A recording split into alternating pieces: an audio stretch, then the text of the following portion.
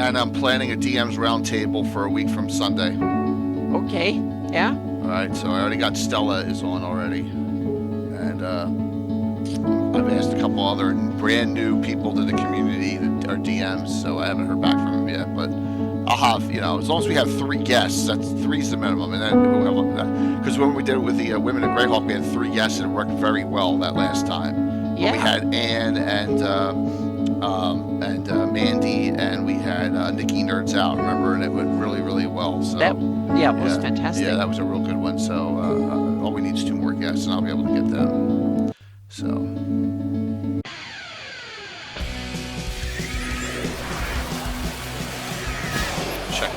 Doing some checks here still, making sure everything's good. Hey, Dorgram. That works. Shut up.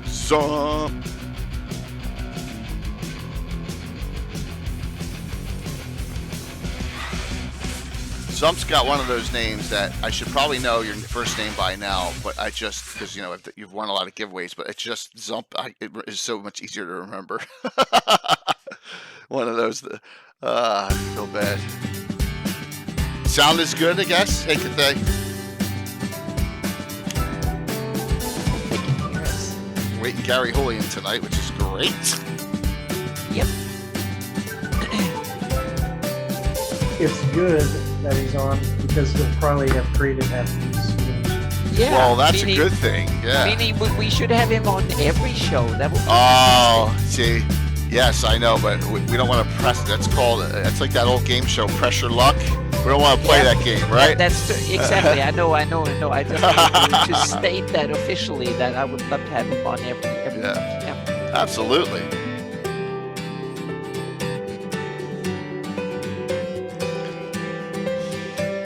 No whammies. Big bucks, no whammies. Yep.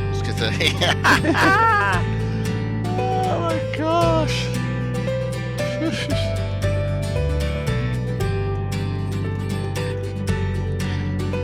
Starts 4 streams in 5 nights. Hey, Dave's Miniart, good to see ya. What do we got here? Let's hit this. What's up, Michael Von Malcolm? What's going on, man? Good to see everyone coming on.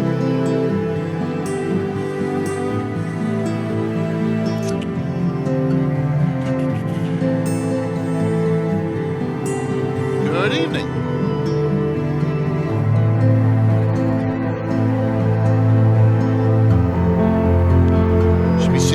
Soon. I know they're coming from the Kickstarter for Troller Games. So I haven't talked to Chuck lately.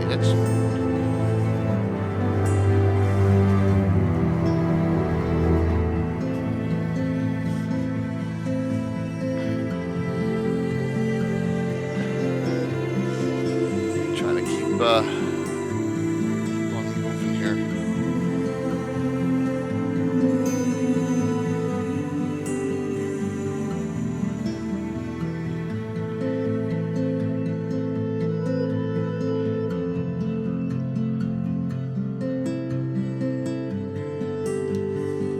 Patrick, thank you. Greenleaf Terrain Studios, welcome. 16 months, Patrick. Crazy, huh? Very crazy. Where did the time go? Oh, see, I missed a cue again. That's all right. Except we're real early tonight, so it's not a problem.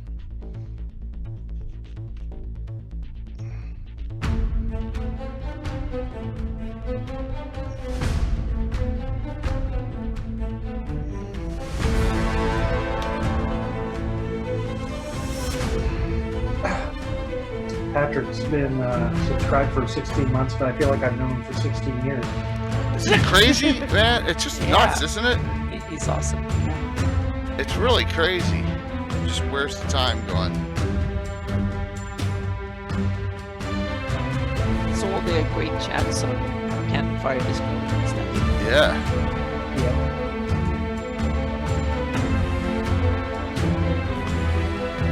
It's insane. Like, didn't they say it was like the chat went almost a full day just recently? Time is like a leaf on the wind. All we are is dust in the wind, Patrick. Yeah, that's what I thought you were going to go with Kansas. Kerry Livgren.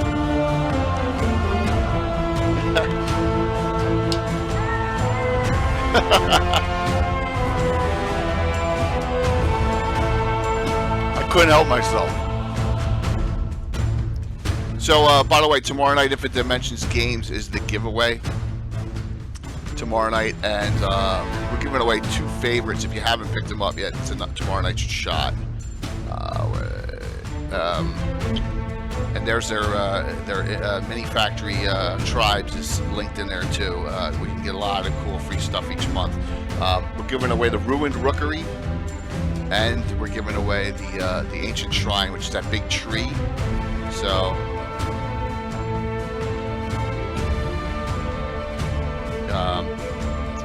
And that's a cool one. So 2 pieces that we have on our table. I mean, we'll have the Rookery's on the table. It's been on for 3 weeks, but I know that that's really a nice piece. So they're the 2 STLs we're going to be giving away tomorrow, at least, of course. So we're like early tonight.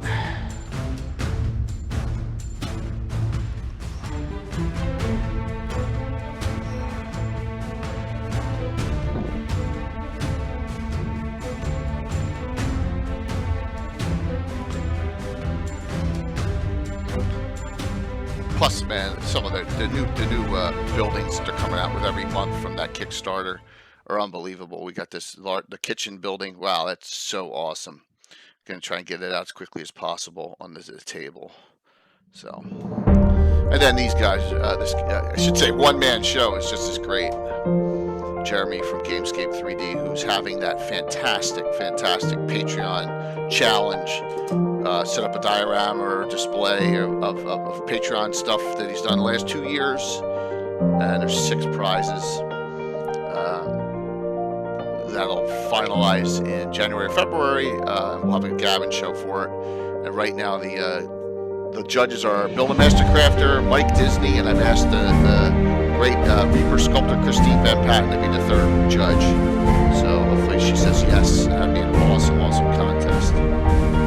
So looking forward to that too.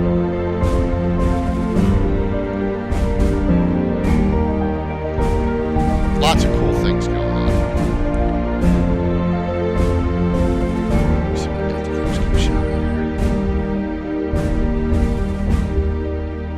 here. 4 streams and 5 nights, everyone. Wednesday, Thursday, Friday, Sunday this week. God, Saturday games back to back. That's good.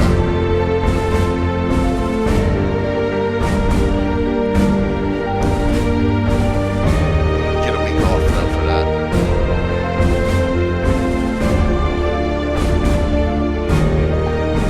I gotta tell a funny story. When we get on, we're gonna be on a little early. I don't know if it's sad or if it's stupidly funny, but it's really nuts. But it's not. It's just. I'll explain in a second here, a little bit. Patrick knows what I'm talking about. It happened last night, so. Doing character generation for Battletech stream.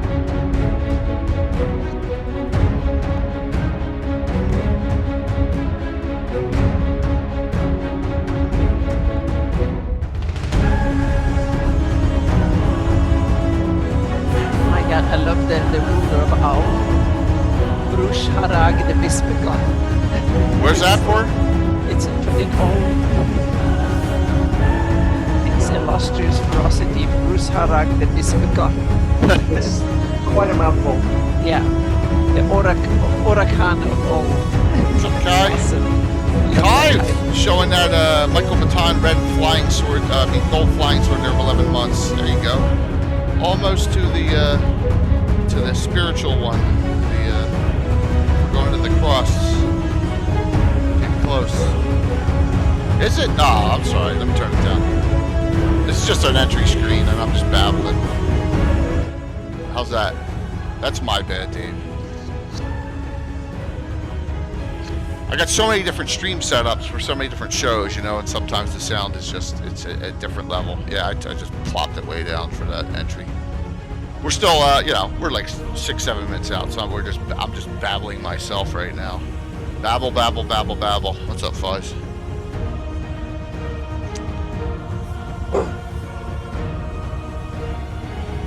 I'm trying to get some mods on too. Get me mods. Actually, one or two will come from Blue Box raids.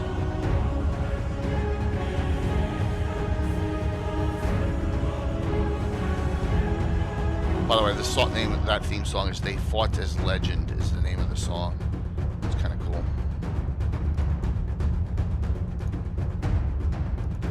Yeah, exactly. Yeah. Now you can hear me babble. I'll make sure I turn this next one down too, as we're babbling. What's up, Ron? Good to see you, Captain Ron. Hey, are you part of that? Grab Reborn this weekend? I know Josh Pop's been really pushing it, which is cool. I just, my wife will kick my ass if I do something again this weekend after the last 2 weekends. Yeah. I know you guys got some things going on. Cool, man. That's awesome. Dude, do me a favor. Please link whatever you want in chat now. And if you want to do it midstream again, if you're on, that would be good. Please, that's fine. So, because I know you guys may have some seats. So, Blue Box. Oh, we're on our entry screen. Perfect timing. Blue Box. Raid. Didn't the ants used to say raid and then run away? The ants and wasps in that commercial. Yep. Thank you, everyone. We're gonna be on it. We're coming in for our main screen. Give me a minute here. Good to see everyone tonight. We're gonna have a fun discussion tonight. Plus multiple giveaways tonight. Unlike John, I'm just kidding, John.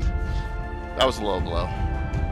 I'm giddy tonight. I'm tired from work and you know how you get. Yeah, isn't it weird what comes to your head, man?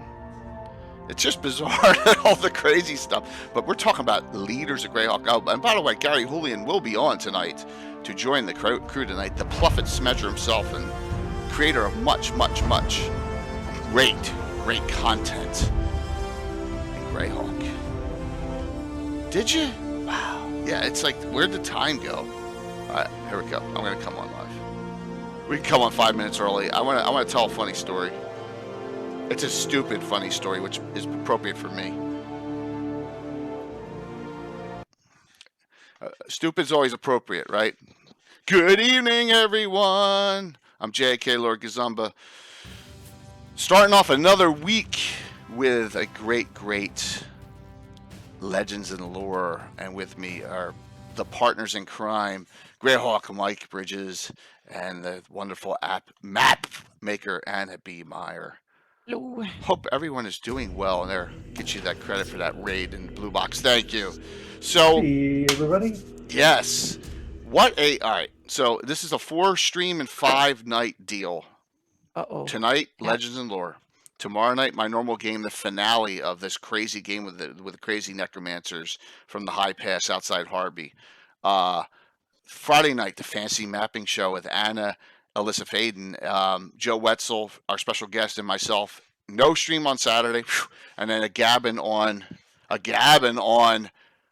one of my first created classes, Necromancers and the Undead. So there you go. And that'll lead us into monster weeks coming up after that. We got Ed Greenwood back on Gavin. We have all sorts of wonderful things going on. We got Jose Ortiz and Eric Mengi talking about the Feywild of Greyhawk. We have a DM's roundtable. We got a BattleTech game. Tons of stuff going on. But here's the story. So we're doing character creation last night for BattleTech. As we're doing our characters for the night after Thanksgiving, because I'm not gonna have a Thanksgiving stream, obviously, for my D&D game, and I would go through the old units, and we have these units back from the early 90s. Now, who would have ever thought that I'd be DMing for Ed Greenwood? I looked through one of the companies, and they're separating companies, they're all named, and one of the names is Gygax's Guardians, and the pilot's name is Ed Greenwood. And I'm like, oh my freaking god, I got Ed Greenwood in my BattleTech group. And I also have Eric, and also some guy named Eric Boyd's in there. I got all these D&D names of people that I've had on our shows now. And who would have thought back? You know what I mean? Isn't that? It's just so silly. Yeah. Yep. So I'll tell Ed that he's piloting a battle mech in the 3040 is the year. Yep. So thank you so very much for that sub. I really appreciate it. So tonight, Mike, explain how this topic came about. Yeah. Oh boy. So back on my old blog, if you remember that, Greyhawkery, the blogger, website blogger, used to let you do polls. And then they stopped doing it, much to my chagrin, because the polls were kind of fun. Whenever I would be hurting for a topic, I would throw a poll up there. And then I would, like on the following post or whatever, I would show the results, talk about the results. So one of the fun ones I did was like favorite monarch. And so you could only put like 6 options on there or something like that. And so that link there is the results of that first poll I did on monarchs. So I just picked, 6 the most popular ones I could think of and see how it shakes out. Now, obviously, if I could do it differently, I could put a dozen monarchs in a poll. I think I got that. There's post. so many to choose from. Here you go. Yep. Yep. So there you go. Like bouncing off of this poll, I got a better way to do we this. could talk about other rulers of Greyhawk and just, riff on Let's do them, it this see way. what's fun or whatever about them from whatever timeline you There we go. feel. Yeah, there you go. Yeah. Some of them are timeless. They've spanned all the ages of publication. Others are very fleeting, and you may never have heard of them. I don't know. Right. Yeah, but you know what? There's a lot, and we don't even need to talk about just rulers. We could talk about city rulers. There's a lot of ways you can go about this. And this is a really good topic because this is something we've never touched on. Very rarely we go on here. So this Seems is improbable. yeah. This is a good one. And once again, I am limited by my. And you may say, oh, I venture all over the place in Greyhawk. I don't. So I'm limited by I know the Hardby and the Wild Coast and Celine and the Ulix and Vespi and Shieldlands and Furiandi and that's about it. And that leaves a lot. I couldn't even tell you who the head of the Sea Princess is. I couldn't tell you. So I'm going to learn some stuff here. Okay. So yeah, I hope so. How about you, Anna? For me, this is a great topic because it ties into my political interest in Greyhawk. Yeah. Since I run very political campaigns, so the rulers in various shapes are either the top villains or they are some of the top NPCs when they're either on the good side helping the party or the bad side, and some of them are also the kind of the gray side. They just want to they want to just slow things down or be difficult or whatever. So in my campaigns, the rulers, not actively personally, but their power and their various henchmen, so to speak, kind of put a lot of flavor and guides campaigns a lot to me. So in my campaign, so the rulers are really important, and the people next to them, so to speak. And note, Gary will be on, okay? So just note that. So we're not going to talk about Keelan until he gets on. Sorry, we're not gonna, there's a couple areas where we just will not. We'll make sure we skip over. I want to show something that I just noticed after all these years. Or they know a bounty hunting guilds in Keelan, Free City, Greyhawk. Oh, Cap and Ron. Run. Come on, Ron. The Free City of Altamira is my guild of bounty hunters. Oh my gosh. Yes, I just did this. I did an adventure that was based on the Guild of Bounty Hunters hiring someone Saturday night. Boy, you just. Oh my gosh! Favorite topic. Oh yes, and guess what, Mike? Your hand drawn map for that you did with Altamira, is Hex. So guess what? It's going to show on the Fantasy Mapping Show Friday night. Awesome. I got it, Yep. and also your one that says Wastelands real low that you did. I got that one too. Mhm. So Ron, see me. or check out Saturday. It's on here after the stream. Check out Saturday's stream with all the new players. And I have a guild. I have an entire guild of bounty hunters in Altamira. I'll give you whatever you need for inspiration. So great one, man. Look at that timing. I did. That's not a plan. I had no idea he was going to ask that. So How about that? yeah, my question is, who is the ruler in the theocracy of the Pale? So Kai's doing it right with the highlight there. Yes. Yep. Yes. It is Sorry, actually it's a theocrat Ogon Tillit. So He's a Ogon's supreme one of those- prelate of Pale. Yeah. Yeah. Well, Now that's one of those rulers I was talking about. It was in the that ruler was in like the Gygax original and survived through all the other. Oh, that's eras. true. I haven't. These are from my campaign, which are basically based on Living Greyhawk Gazetteer Yeah. to 95%. so this I thanks, put Isaac. there you go. That's the There you go. So Pale. Yeah. here's my question, and watch this. And I just noticed this. So we have this is the original Gazetteer from the folio, and then this is from the box set. Watch this. Let's go to the Pale in both. And I want to show you something that's really comical. So we go Pale Theocracy. What Get page used is to it. page 13. This is really, really weird. Oh my gosh, I'm going through it too fast. Pale. It should be under P, right? It's under a T. Snafu's on it. All right, here we go. Theocracy of the Pale. His Worshipful Mercy, the Theocrat, Supreme Prelate, Cleric 13th level. No name. Okay. Now, this is my problem when I'm a kid in 1980. None of these people are named. So what the heck am I going to do? I don't know. I don't know who's who. So none of these people are named. Now we go to this one. Are you ready for this? Mhm. What do you see this? This one, Pale. We go down to the Pale here. Is it down further?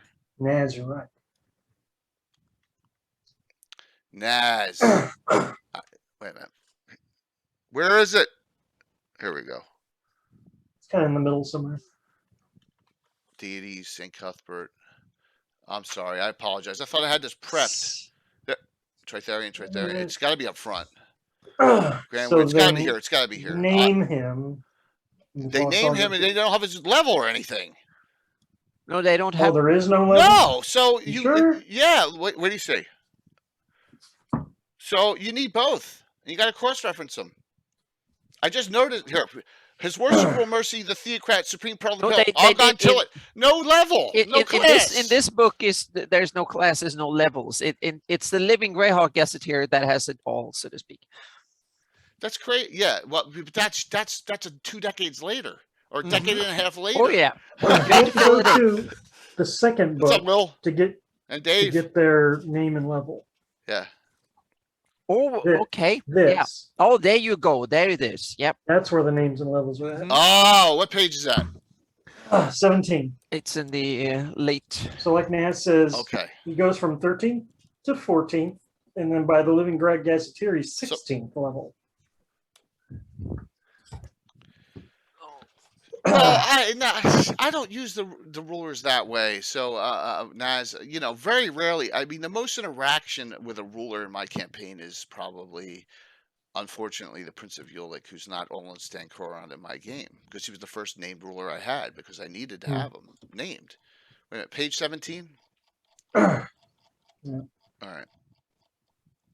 That's 17 in this. What book you got? It's the Glossography? You still looking? Yep. it's a glossography. I need to see if I can find my glossography somewhere in all the. Oh, among all the I'm on the first part. So there's a separate page number for the second part, right? Second part. Oh, painful. Here we go. There So we go. here. Yep. But they're in different books. That's weird. Why wouldn't they have them in the same book? Okay. There we go. I'm gonna make this smaller too. All right, there we are. The All right, other well, at least fun they're thing noted going- here. Yeah. Yeah, Clark 14. So, all right, well, I can keep this up now. That's strange. That's really, really strange that they have it that way. Yeah. I forgot to set up the giveaways. See, Highest level cleric of Fultus and Woo. he's pretty high. He's pretty high. Now, let me show you what we're going to do tonight, everyone. Courtesy of our community, mostly Canadian Ancient Gamer Patrick.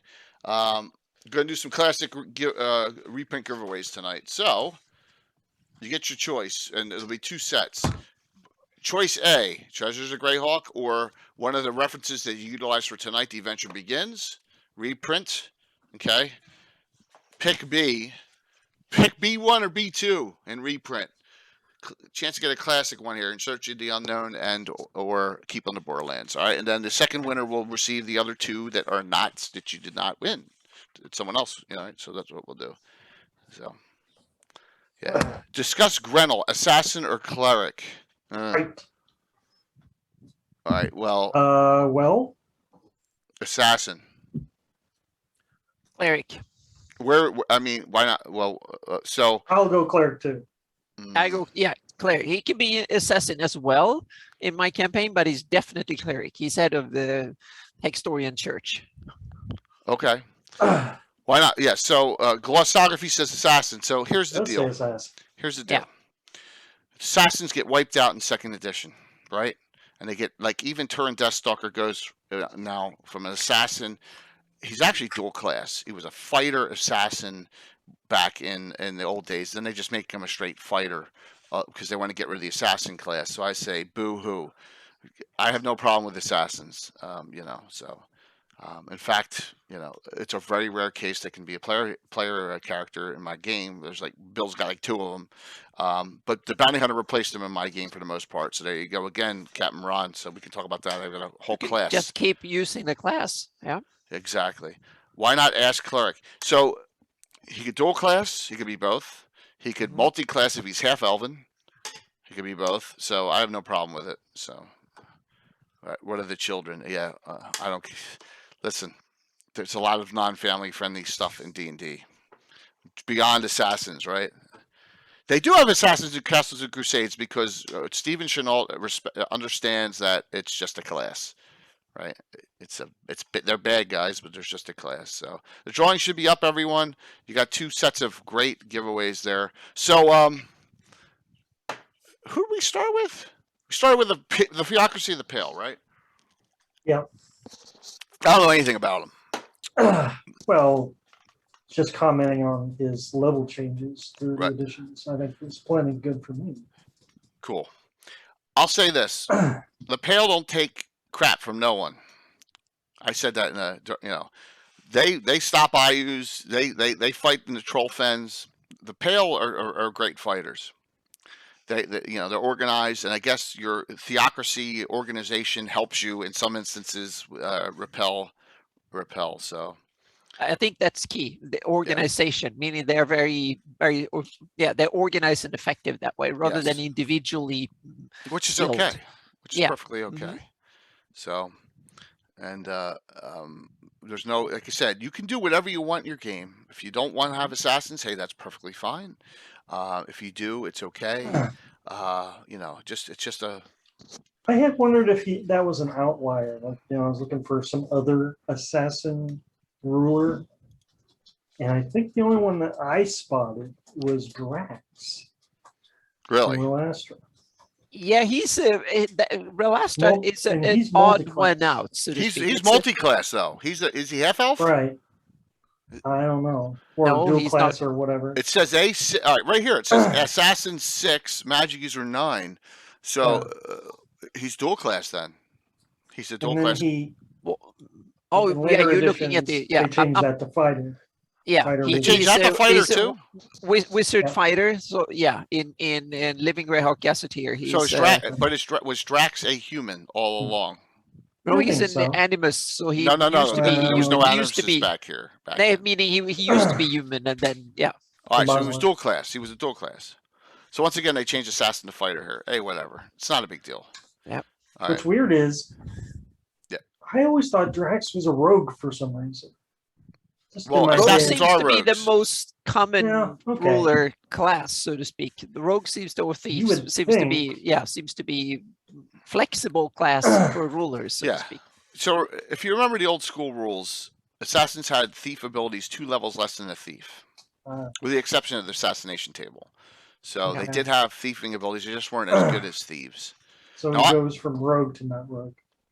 Well, yeah. Once again, and that kind of like the thing with Turin Deathstalker, who's run safe, basically run Safeton. So he could after the war. So he could absolutely be characterized as a leader of Greyhawk at that point. Was an fighter assassin, dual class. So it had, yeah, exactly, and a higher level too. With the fighter, they bumped up his, and who knows what the thought was back in. This is the early part of the game, so you just don't know what We can act Gary's thinking. scary. Yeah, yeah, back then. So, but that's a good point on assassins. When they disappear, that there's a fair number of them. Remember, there's only base classes back then too. They don't have a lot of specialty classes. They don't have a lot of. We're here. Well. Let's ask Pluffet Smedger himself on this question. Dun dun dun dun dun. Da-da-da. There he is. Oh, he's got the dragon horde picture in. Nice. Gary Houlihan, everyone. Pluffet Smedger tonight, joining us as we go with this discussion here. Oh, there you go. There you go. There he That's is. nice. Hey Awesome. guys. Hello. Good evening. He brought the thunder. Yep. So we got right off the bat is that David Leonard brought something up about why certain characters, a particular Grenell, old school was an assassin and then got changed to a priest of Hexter. Well, not only was he assassin, he was the grandfather of assassins, if you look at the 1E progression table. So Yeah. Gygax intended him to be quite the badass, Now, is Hextor a good fit or a good replacement? Probably not. Nero would have made more sense. I like it that he can be both. Meaning, in order to be leader or run the Hextorian or organization up there, you need to be badass. I think he was badass. I see him as like in his 50s or something. He was probably super badass up until his 40s, and then I agree, but I just don't see him as being particularly religious. No, he's after power. That's the thing. And Hextor probably is forgiving a lot in that case. He's probably letting a lot slide. As long as he's effective at carrying out Hextorian policy, I don't think he needs to be religious at all. You need to be effective in politics. He's not head of a church of Catholic Church or a modern real church. I mean, he's head of the Hextorians. So I just see him as carrying out church interest and the Hextorian interest and the interest of the realm. That's all it takes, I think. Yeah, he's one of a handful of rulers where when you looked at their class and level, made you go, wow, that is something important. Right. For instance, there's a few archdruids and yes, we'll get to my pretty powerful druids in the list. So yes, we'll get to my favorite, the County of Uliqua. But I also see Grenell is one of these that won it by hard work to get there, not born into it, not something like that. He was born into it. He was born into it. That's interesting. He is Ivid. He is over King. He is over King Ivid's cousin. Well, yeah. But because of precedence, he was not able to succeed Ivid the Fourth. So he took the relatively minor position of Herzog of the North. So cool. I kind of view him as the smarter member of the family. And also to be awesome. his cousin and still be alive is a kind of an accomplishment. Because he was doing all his assassinating. Mm-hmm. Right. I mean, Asher and I had a discussion about this the other day. We kind of view this in Game of Thrones terms. Mm-hmm. Ivid is,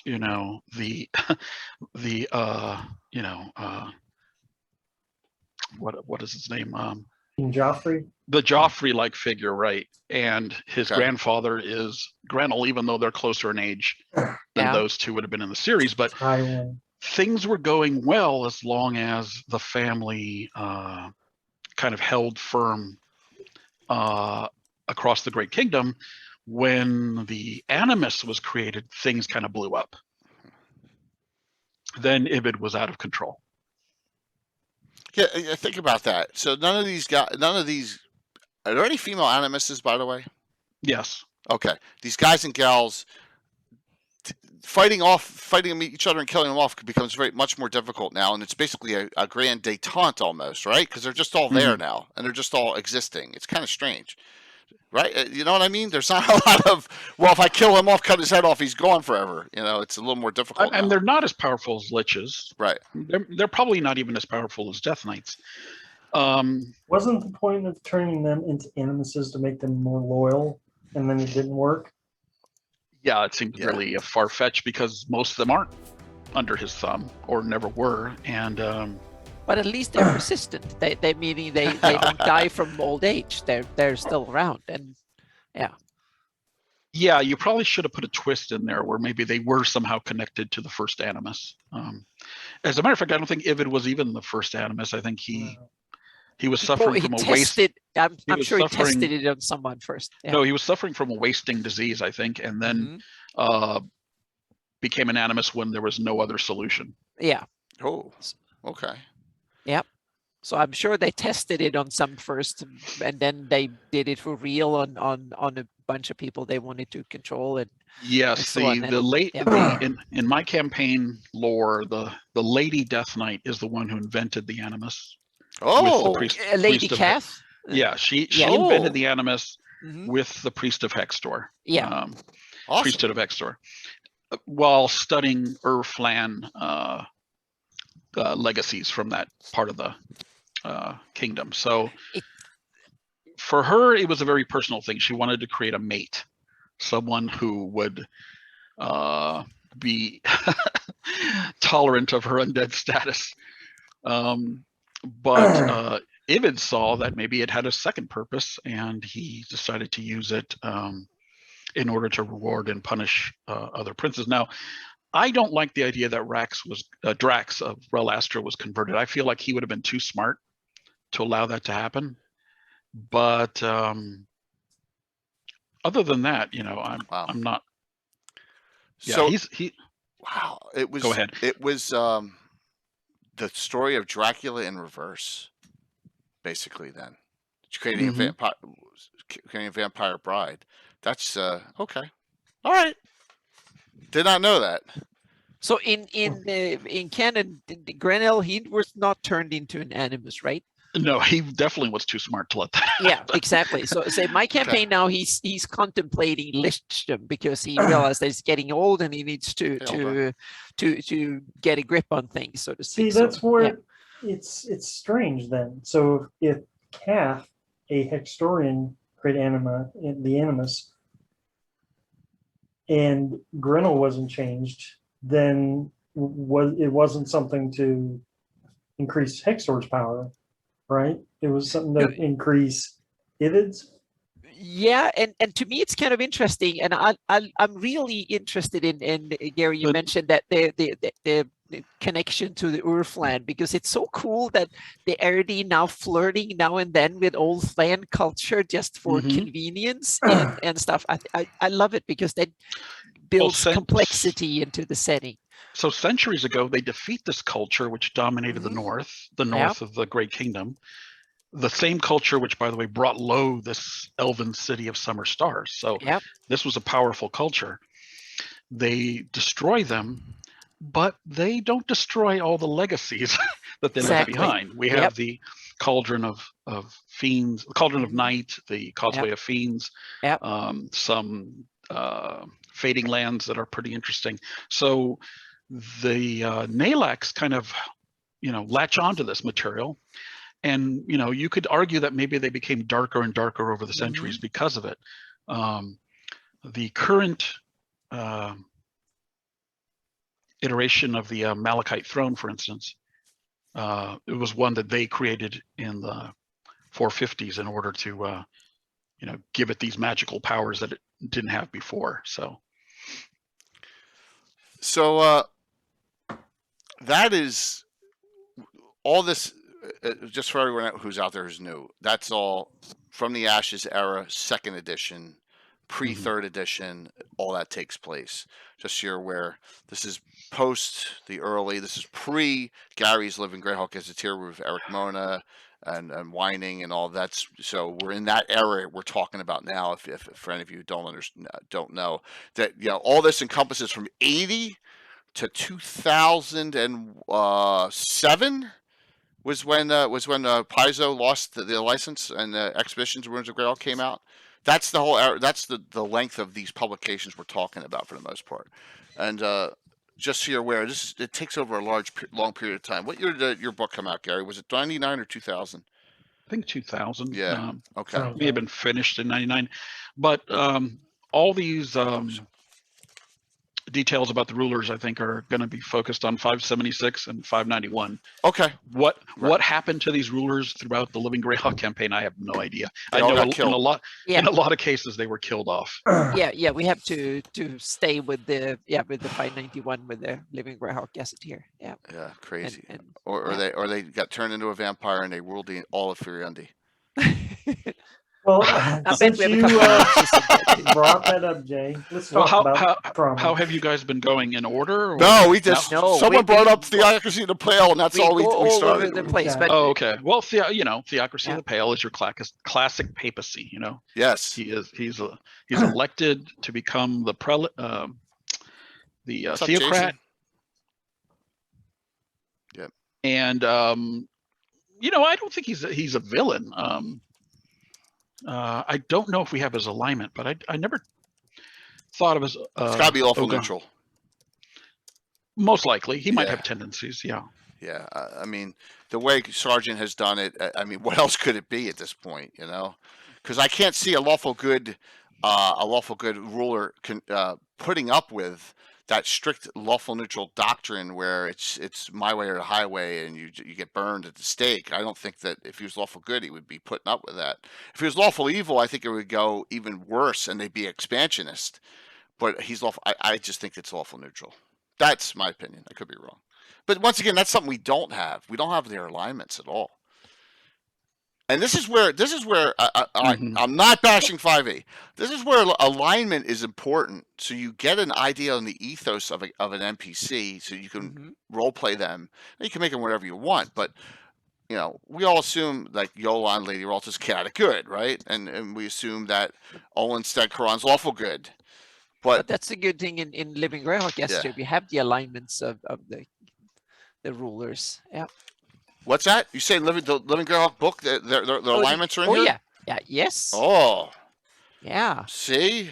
That's the reference. That's why it's my Bible. It has so much cool stuff in it. So it's the Bible. Let me see that.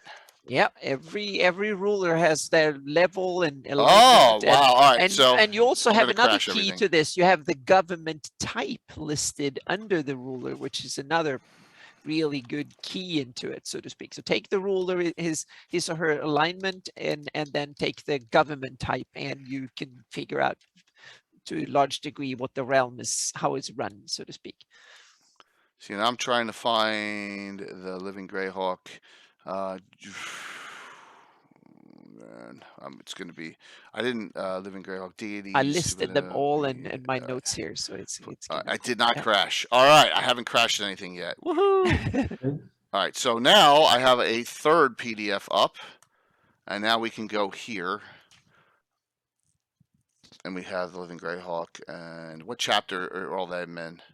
Here we go. All right, here we go. We're in here. Listed under all right, we're North realm, Kingdom, so that's good. On wall P. Pale. Yeah. There we go. Yep, lawful neutral.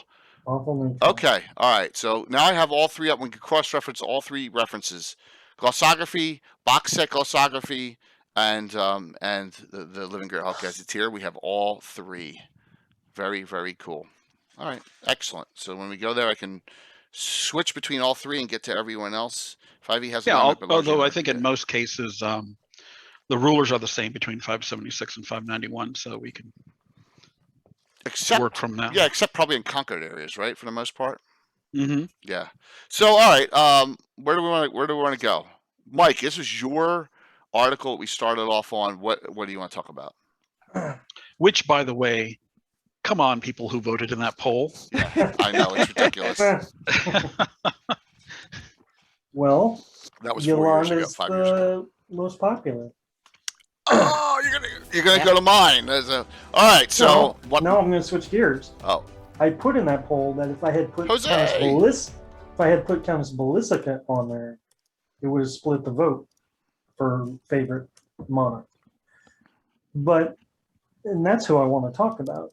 County of Ernst. If you look into Classography, rulers of Greyhawk, it says that the ruler of the county of Ulick is not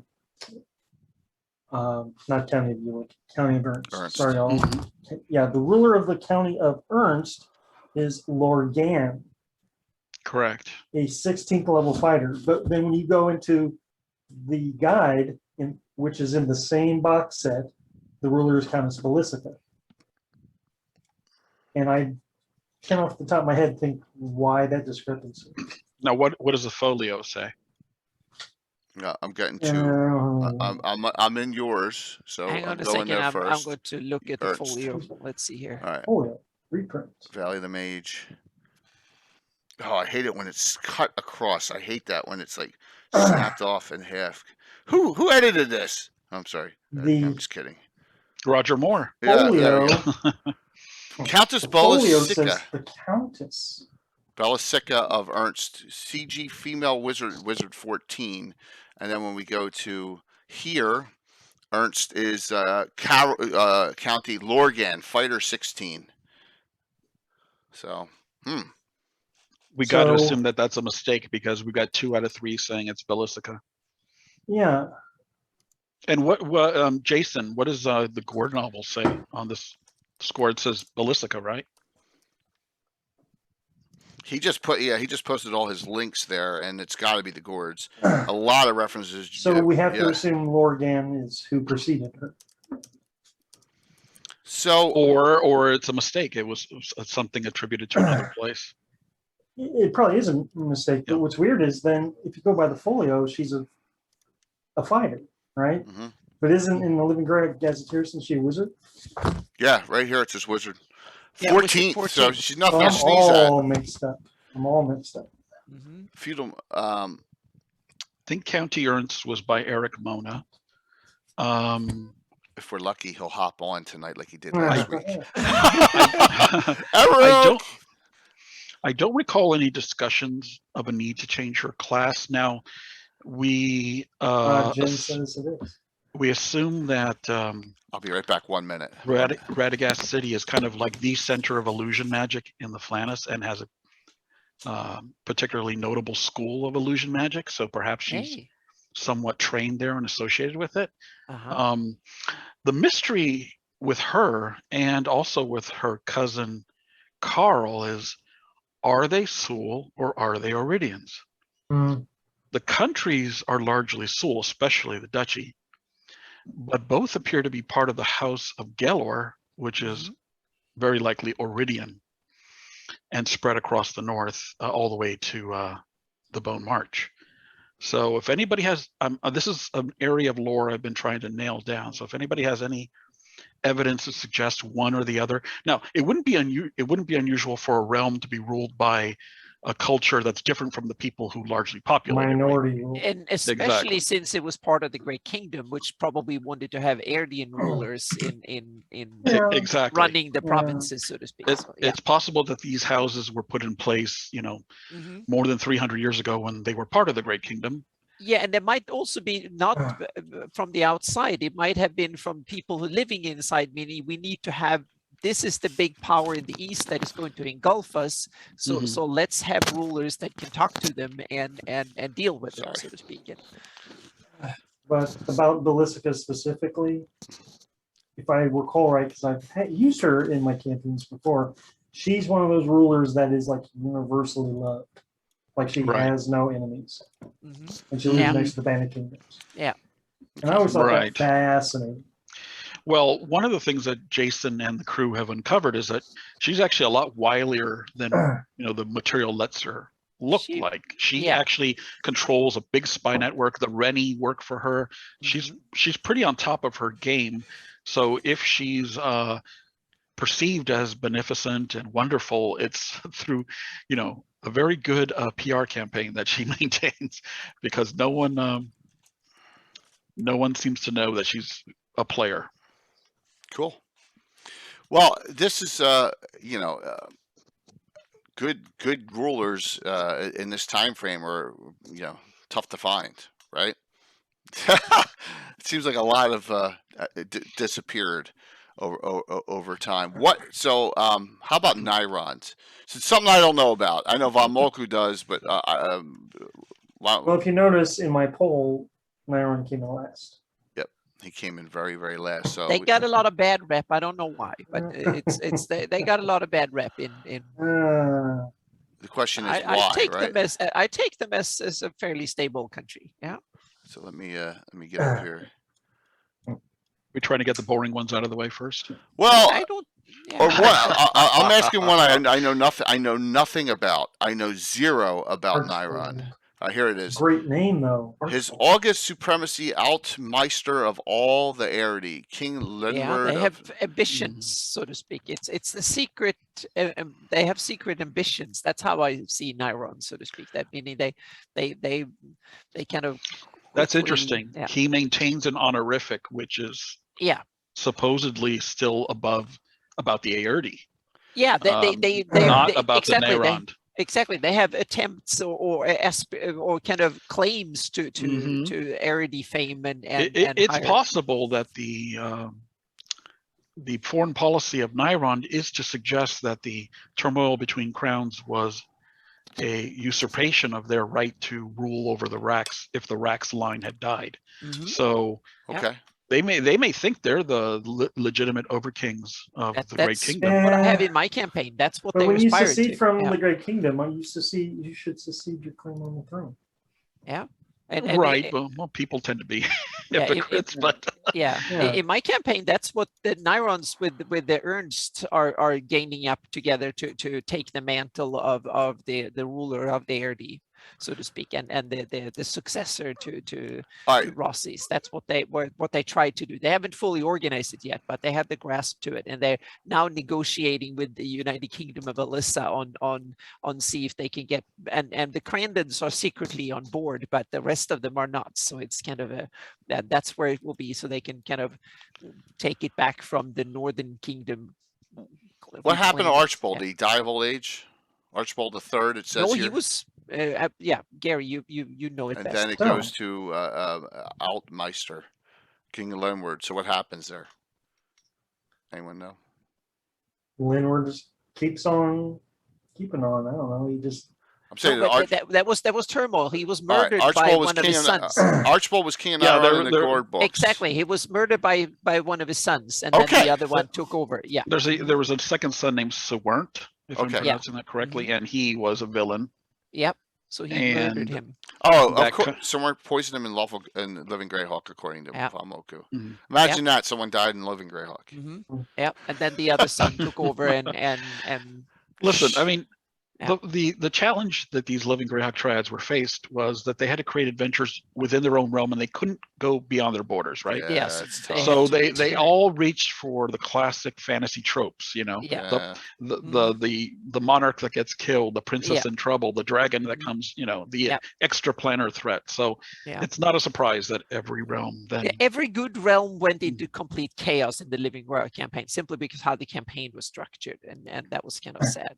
So in the Nyrond is kind of interesting. Yeah, but in Nyrond, it's kind of interesting because I kind of like that idea that some realms you can kind of, and also Nyrond is such an important realm that there is a lot of it at stake, so to speak. It's a big, powerful country. If you want to play like a classic campaign with no monsters, with few monsters, where you're dealing with politics, basically, you know, pro one son, pro the other son factions.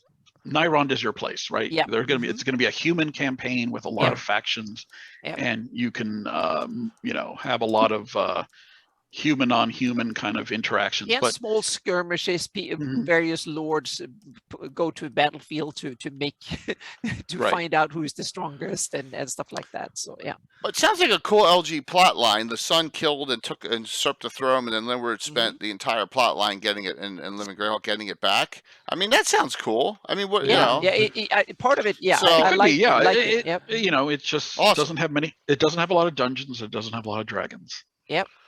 Doesn't have a lot of But it's got, a lot terrain of, features. it's got a lot of territory though that you could do a lot of adventuring in. Yeah. You know.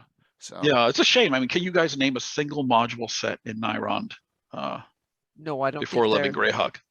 It just was never considered kind of a. It's That's a why I nice stayed off quiet that side of the corner map. of the it's a nice quiet corner of the world. Meaning the Ernsts and Nyrond are probably some of the most powerful powerhouses of the setting now, especially my campaign 20 years after, meaning they were not touched by the war that much compared to others, and so they are coming out strong now. And Yeah, I mean, Relmord War. hasn't seen military action probably in 700 years. You know. Yeah, it's only the Kioish that have been better off in that way, that have quiet longer than Mhm. Ohio. So Erskine just put in something cool about that. There is already talk about who would, and there's a Greyhawk, Living Greyhawk Gazetteer entry about conflicts and intrigues on, the alien theocrats going to eventually get replaced.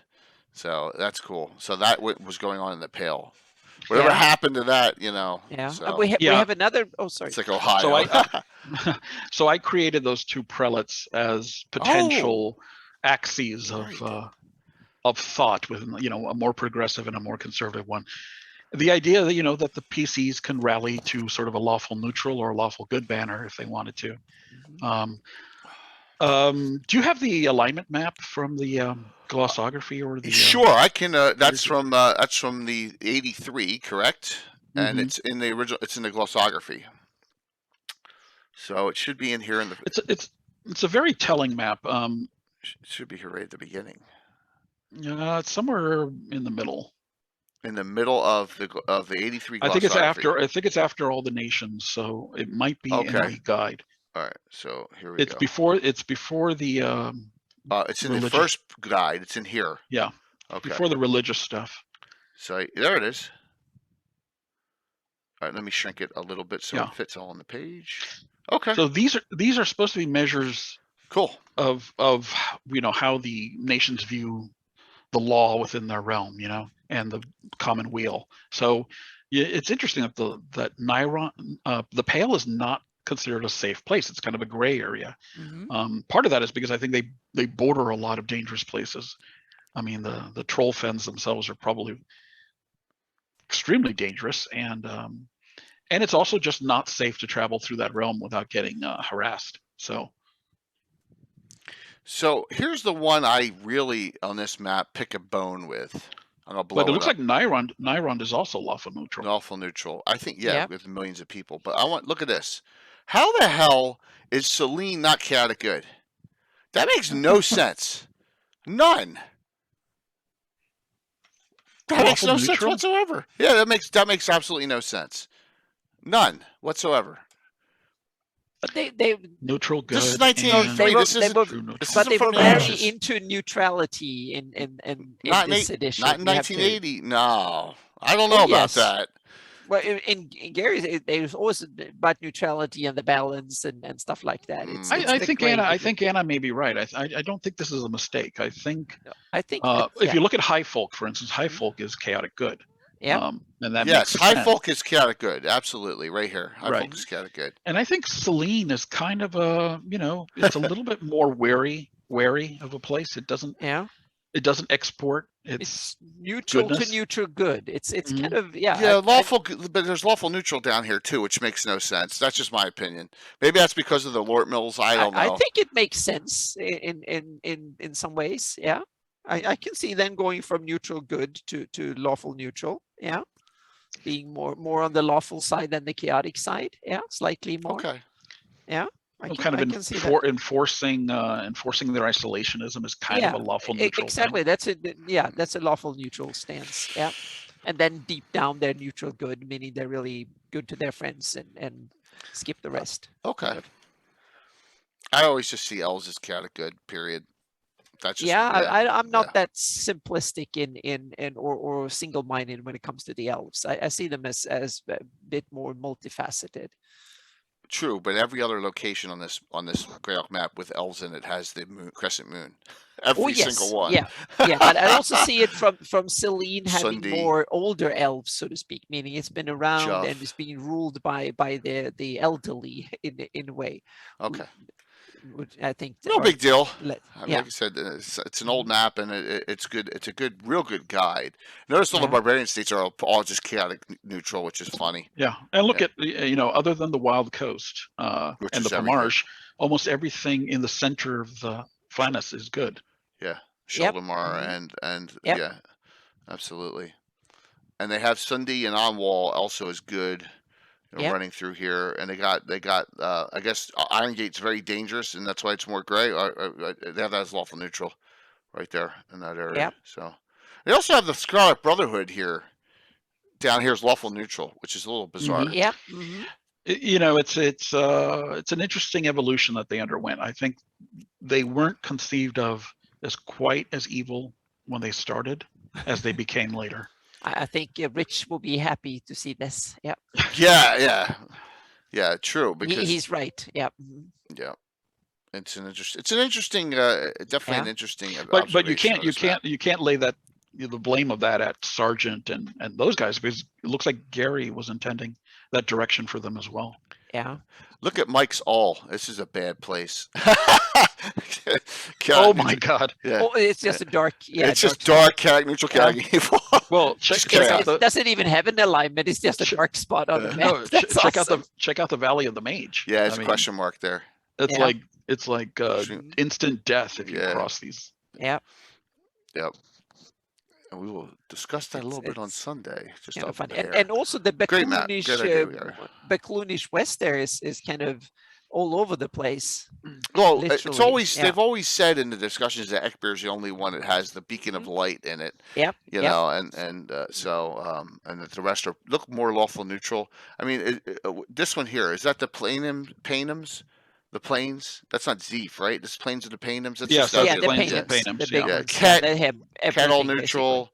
You got lawful all neutral. alignments. Yeah. Tosmid. Just like the Wild Coast has all the alignments pretty much. Yes, Mike. Next week.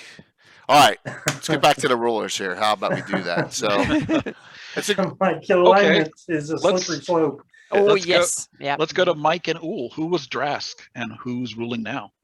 Yeah, let's hit this down here. See if I get the all UV. Drask is a ferocious guy that probably ruled through fear long enough till he got smashed in by a much stronger half ogre guy came up from the south.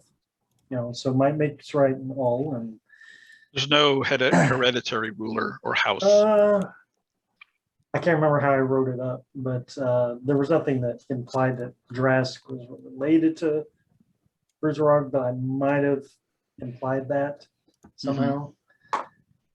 But he definitely had a chip on his shoulder enough that he, a half ogre could rise up and be ruler. So I had him start out as a gladiator.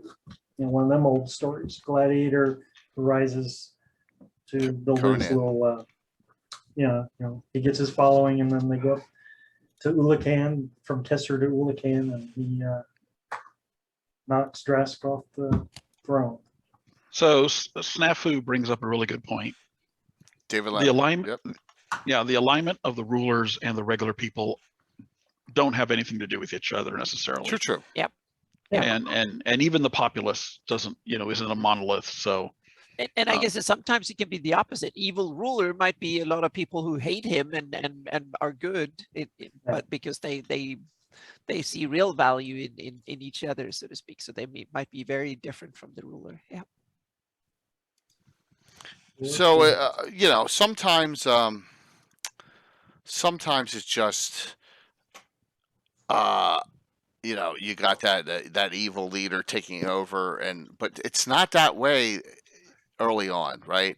You have like Ayus, you have a bunch of evil humanoids. Ayus runs them. You have Keeland, you have Furiandi. Most of the people are good rulers, right? It seems to be homogeneous for the most part, even though maybe later on it changes. But for because even the Great Kingdom back in the day wasn't. I mean, that may be an exception because you did have the Knights Protectorate, and you did have a lot of people who probably weren't of evil intent, and I guess, but no, not even until about 450, 446. Right. Okay. Yeah, it's fairly recent that you have this line of villains. And it's interesting because Great Kingdom really follows the kind of what we have the iconic fall of the empire, so to speak, that things get corrupted and they start abandoning old principles and they just become power hungry, and then corruption goes deeper and deeper, and it's, but it's also a cautionary tale that when good people abandon something, it becomes more evil because they're not there to help. Yeah. When Furiandi becomes independent, wow, they took a huge chunk of paladins and good people with them, right? And who said, we're leaving the Great Kingdom. This is not for us anymore. The Shieldlands, some Knight Protectors there said, we're going to form our own faction, call it the Knights of Holy Shielding. And of course, that means they abandon the core of the Great Kingdom too. So it becomes more lawful neutral, more lawful evil through their departure. Yeah, and it's kind of interesting. It seems like Gary read his Machiavelli and other similar literature in the top, meaning that evil is not something that comes and imposes itself from the top. It's something that is demanded from the bottom. Evil is often seen as the obvious and only way to solve something, so to speak. And so Machiavelli had that kind of idea that it's kind of imposing, and the Great Kingdom story seems to tie into that theme of Neelix's rule was kind of not seen as horrific. It might have even seen to save the empire from these weak other rulers that come before, so to speak, a strong man who could save us and all that from the beginning. Yeah. So pick another one, maybe from Mike's list or someone who's very interesting. I have a complaint. Yes, please. A complaint. Oh, okay. Okay. What level, and this might answer Jay's earlier question, what level is the ruler of the Hold of the Sea Princes? Yeah. Well, who Prince Gian. I thought it was Fighter 17. It says here, so right here in the original, His Royal Highness is 17th level fighter. So he's been consistently 17th level. Right. And then we go to Sea Princes, and what is it different? And then we hear about 12. the Scarlet Brotherhood coming in and killing off all the nobles. God. They don't even mention Gian's name. Is he dead? Did a 17th level fighter just get ganked like that? That's my complaint. 17th level fighder killed overnight. Once again, Mike, I hate this. Yeah. But it's that is just ridiculous. That you have countries who stayed in power for centuries. Only Grenell is powerful enough to take on Gian. Yeah. But meaning, come on here, there are countries that stayed in power for a long time, meaning they're smarter than that. So it would not be that easy. Robert. The Father of Obedience himself is only powerful enough to come over and beat. Plus, all the other Sea Princes themselves have all got to be 13th level plus fighters. Red Pirate Roberts. Yeah. Thank you there, Patrick, for doing that for the big match. They will laugh at.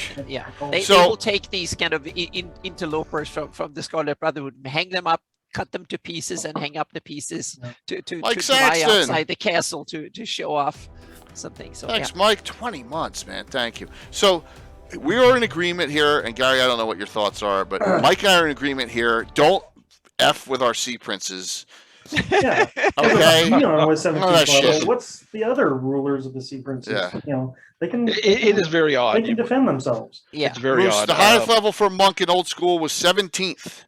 That's as high as you could go. Yeah, and they have a country full of slaves and stuff, meaning they need to be wary of people coming in and causing trouble. So I think, and then you have countries, and you have the Overking Grenell in Karlstrand and others, meaning they are savvy leaders, so to speak. You don't fool them that easy, so to speak, and they have people around them of caliber. So yeah. Well, so if I'm correct, I think Eric Mona wrote the Sea Princes as well. So why not deal with the fate of Gian? who Yeah. is one of the most Yeah. important. I mean, Now, Yeah. the way I would have Yeah. probably done it is to say that no, the Scarlet Brotherhood didn't just come in and take over. What they did was supported. Mike has this fantastic article on his blog you have to read, which breaks down the factions of the Sea Princes, right? So what if the Scarlet Brotherhood, instead of coming over and assassinating a bunch of people, what they did was they aligned themselves with the out of power faction. Mm-hmm. Yep. Supported them with ships and additional support, so that they were able to overthrow the current ruling faction. But it, to the average Sea Prince, it would look like, oh, okay, that faction got the upper hand now. Exactly. I think that's the way to do it. That's and as the puppet masters that they should be, the Scarlet Brotherhood would be manipulating events from behind the scenes. Mm-hmm. Yep. And Gion would rule, the city of Monmouth because it is his possession, his family possession, but he would have less influence when the captains met to decide foreign policy for the entire kingdom. And maybe that, that crown then transfers down to Toli, and the Prince of Toli becomes the leader of the Sea Princes. Yep. So there was an opportunity, I guess, to be a little more aggressive here and retcon a little bit more of what happened in Greyhawk Wars, but we were a little timid there, I think. Yeah, I understand that, because you're like, well, I don't want to. We can't undo the sergeant stuff, and I know all of it. You're in a tough spot. Yeah. Well, those specific elements are David Cook's creation, but we could have. Yeah, I can understand it. It looks bad to just. What, Zeb Cook? Wait a minute, Zeb Cook did all this? Is what you're saying? Zeb Cook wrote Greyhawk Wars, which set these events in motion. So all these. Okay, so it wasn't. You're saying that it wasn't. No, Sergeant just had to deal with the aftermath of that, and he basically continued it. Oh, Zeb did a lot of destroying. I mean, look at Vector yeah. Lips. I mean, Zeb killed off the entire. He killed the Circle of Eight twice. It's twice. Holy shit. We have to have him on the show again so we can. I don't want to bash him. Monty Cook's first. Monty Cook's first, and then Zeb Cook is second. One after the other. Yes, one after another. Just line them up. Yeah. He was probably annoyed that he wasn't one of the Circle of Eight. Yep. Yeah. Wow. Man. Giannis when they meet in and returns to start a revolution. You know who that sounds like, David? Uh-oh. Alfred the Great. He does that. When the Danes come, Alfred the Great goes into the swamps and takes the bandits and turns them all and does a guerrilla revolution against the Danes till he reclaims the throne, man. So there you go. That's exactly who it sounds like. I love the Sea Princes as a foe in that area to Archaealand and the Principality of Ulick, and I had a great war with them, and I just don't like, like I said, keep the Scarlet Brotherhood off my side of the map, and I'm happy. Right, Mike? Yeah. They're already on your side of the map, and they're in your backyard. Oh. See, what I like about Artifact of Evil, the second book of the Gorge series, is the Scarlet Brotherhood gets their ass kicked at Strainkeep Castle, right? I love that. I love that, and that's an awesome thing. Oh, Delaware, thanks! Just caught us just in time for Hype Train. Wow, caught it right at the edge. So I love that, and I've used that castle and used that keep multiple times now, and we got the that big ruin we have for it, and it's great to see that we have some we can have some fun with it. So, yep. Hey, whatever. So, all right. So he disappeared. Good point, Mike. I'm assuming he didn't disappear in your game. What happened to him in your game? He just is there. My current game? Yeah. My current game, he's still live and kicking. There you go. And is he the ruler? Yeah. And what's kind of cool is because of Treasures of Greyhawk, we know that he's a follower of Kellenan. Yeah. And the Sword Lord, 17th level duelist, probably, fighter duelist. He's probably pretty badass. I may even make him a duelist in my game. Mm-hmm. Why not? Yeah, duelists are nasty. They die 12, and they got, they toe to toe. They're just really disgusting when it comes to fighting anyone with weapons. But then again, it's just I'm not about having big fights with. Thank you, Tabletop Santa. That was really awesome, man. Hey, dude, I don't have your link, but please link your TikTok, which is hugely successful in chat. do that So- for me. Please do that. Thank you. Grindelwolf is correct. I mean, the only really important reason to deal with these rulers is because they potentially are adventure hooks for campaign ideas that you can use in your Right. setting. If you PCs aren't naturally going to become the rulers of realms or anything like that. That's just not how D&D is set up. But to have them perhaps become foils or enemies would be a cool. Absolutely. And Gary, back when I was 13 years old, I didn't know what the heck I was doing. I had that. I had to see princes create this whole land war army, go through to Dreadwood and invade Keelan. Because I was like the living Greyhawk destroyer back then, right? So when you're 13 years old, and that war went on for a couple of years in our game. Imagine what all the crap we killed and destroyed Yeah. when we were young and inexperienced DMs. Yep. The rulers are much more important than Sergeant Hawk. You're absolutely right, Jason. They are. The rulers are much more important because this is so. Gary and crew create this big setting with a lot of names, a lot of NPCs, but not a lot of interaction and depth content. And I think that's From the Ashes attempted to do that, and then Living Greyhawk attempted to kill everyone. Well, Gary probably had it all set up for the war game scenario, and that's why they weren't named originally. So if you kill the Duke of whatever, then that you just replace him with the new Duke of so and so. But there's Okay. since it's a war game, then Right. you've got that title in place. You just make up your own name. Once you actually have a setting canon for the names, and then all of a sudden now you have to keep track of family trees. So and Katana brings a good point. Gary just wanted the players to do things or DMs decide. I agree, and that's why we had so much fun with it, and that's why to this day I never switched. So yep. All right. So Gion Yes. 17th level. I'm going to try to segue this something different. Go for it. Which first edition 17th level is. Yeah. Buku. Right. 17th level is Buku. Is there a higher level fighter than Gion ruling Yes. the country? Yes, there is. Yes, there is. Severed Redbeard. Yeah. He's had a lot of practice. Who, by the way, the backstory on that is amazing. I mean, Stonefist. I don't know where guys came up with that, but the idea that it was founded by this guy that had so many wives that he ended up having hundreds of children, and now these children fight every 2 years in a big battle to find out who becomes the next ruler. And who knows? Is it a deadly battle? I don't know. Maybe it's till first blood or something. But otherwise, they'd run out of. There will be no heirs children. left. Exactly. Yep. Well, do you know where that comes from? I'm going to tell you. Yeah. Real world history. Genghis Khan. He did that? According to, and if I'm wrong, someone correct me.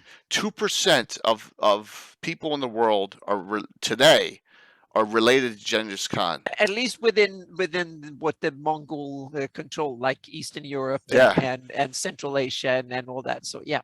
Yeah, absolutely. I think that's the basis for Stonefist. I could be wrong, but I think it's very inspired by it. Yeah. Yeah. So I think for most countries, the ruler is not the most impressive character, level and class there. But I think in the case of Stonefist, Severed Redbeard probably is the most badass fighter in the entire He's been leveling kingdom. since he was a young kid. Mm-hmm. Yeah. It could be. What's interesting is, does he have to defend his crown every 2 years? After 576, did he lose it in 578? Did he lose it in 580? Did he lose it in 582? I would have had a lot of fun with that, but I didn't write that one. That was a Fred. So 5 shall be 1. 20 plus. Mike, you know those two. 5 shall be 1 and the 2. What happens to him? What happens to Severed at that time? I don't think he factors into it, but I think it's in Greg Wars where he is brainwashed by Ayus. That's another ridiculous meaning. I don't think he will be brainwashed by anybody. And somehow Severed comes out of it though. Right, eventually. And is even stronger. Oh, yeah, so that, it's like that kind of make It's weird. It Yeah. just is weird. Just that, Yeah. you know, and once again, I mean, you know, you got I different mean, authors, different it must people. be taboo to kill your cousins, Hmm. your brothers and sisters and cousins there, because Yeah. The way I can see it with Ayus is that Ayus said things that Severed wanted to hear, so to speak. It was kind of, it was not, it didn't go against what he was like seducing him with things he wanted to be seduced in that way, that it tied into his anger he already had. And then afterwards he got even, when he realized what the hell he'd done, he got even more angry. So well, you know, it's a contest of arms, so he could be fighter 18, but intelligence of 7. yeah. You know, Yeah. he just had Exactly. to You win just the have to tell them things they think they want to hear, and then it works, kind of. he just had to be the most fit fighter. Yeah. I love it. It says 20 plus. So, all right. So there's changes here, but it's really not explained into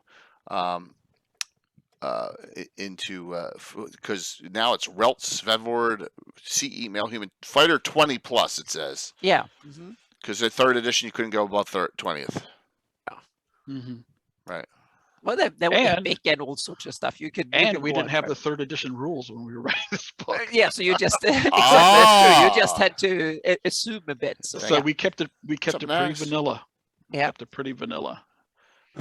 But it's interesting that he's chaotic evil. I don't know if I would have gone that way, but kind of like it. I Yeah. might have been going with chaotic neutral. But that, you know, Chaotic evil. there are even within chaotic evil there are shades of gray. Yeah. Okay, I'm gonna hit out one of mine here. How's that sound? Go for it. Why do I have all my druids in the world is just high and smoking weed all the time? I don't know, but or something. But County of Ulick, I still am trying to figure out from day one why there's a druid running it, right? So, I think there's always a druid running it. Yeah. So Count Palatine of Barai, which is weird. I just that surprises me here. But if we go back to here, County of Ulick, Lewin here, Druid 13 still, you know. So Druid rulers. is he? So he hasn't gone up any levels at all. So he's not a Hierophant or anything like that. He's like stuck at 13th. But I don't know. It just seems really interesting to have a druid as the head of They kept the old flank culture. Yeah. Sure. Yeah. Yeah. But there's medium and cavalry units and all. You know, it's just there's halflings here. There's a lot of human. It's an agrarian. You know, it's just I don't know. So you know, they were very connected in the Hateful Wars. Just the George the Foul gets mentioned in here. What are your thoughts, Gary? Oh, we lost Gary. Oh, we lost him. Yeah. Oh. The ruler of High Folk is also a druid. Yeah. But it's the ruler of High Folk a human? I think so. Let me take a look. Wait, Lofton Greystrand. Let me go back to High Folk as and well. he's 12th level according to the box set. And that's a true druid. It's a 12th. That's where you get the title druid in the old days. Here, let me go to a GH. Here we go. Yeah. Okay, Mayor of High Folk Town. No, it says Wizard. Wizard 11th. They changed them. Yeah. It's an elf wizard 14 fighter 4. Yeah. And which Wizard 11 for the mayor, and the other one, the Lord of the Elves of the Vesvi is the old fighter wizard. Interesting. The old Glossager. 16 million men. There you go, Obsidian. Thank you. That's a lot. See some chatter in the chat about Thrommel, and I was looking at. Well, I was just going to comment. I looked at Temple of Fundamental Evil earlier. Thrommel, the sleeping Thrommel was rescued. They call him a Paladin Lord. They don't give any statistics on them.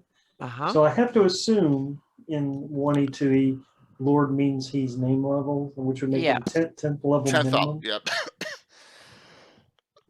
Let me take a look at something here. Welcome back. Tavin Erster. It's a different person. High Folk's mayor is different. Yes, Lofton Gray Stand, old school D12 switches over to a wizard, Kashafin Tamarel. So and that's also he's also I know in the Marklands.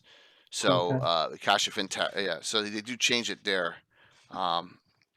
See, I like that, Jason. I like that changes. Remember, I had a marrying Jolene back in, but I didn't merge the two states. That didn't happen. So you don't have the Furiundian problem of succession then. In my campaign now, the Belvor is old. He's 88 years old or something. So he can kind of fall off the wagon any day now. So it's kind of So it's kind of, and there's no heir. So they're now critically have to start thinking about what to do. Yeah. See, I won't dwell on this. When you wait 5-6 years for T4 to come out after T1, okay, Temple of Mental Evil, and there's something momentous in that temple, and it happens, you would assume that the writers want it to change what happens in the campaign, not make it a joke in a future adventure. That's the way I look at it. In the book, it even tells you what happens when you take him back to the kingdom and get all Yes, these it awards. does, Mike. It does. How could they ignore that? Yes, exactly. It does. It says Okay, exactly. so now we have to put Thrommel in the picture here. So. It says. Spoiler, you rescue Thrommel, your characters are made for life. Exactly, and that's what happened in my campaign to this day. One of them's a dark elf, and is good friends with Thrommel, a dark elf female in my game. Gary, you there? Can you hear me? Yes, Yeah. absolutely. Mm-hmm. We were talking about the free High Folk and changed from a druid to a wizard, and that happens in the Marklands book.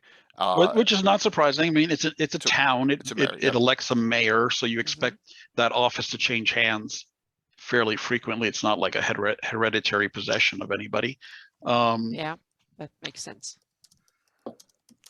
Yeah. So yes, we're not picking. I would never pick on Gary. You know that. Yeah. Jason's here.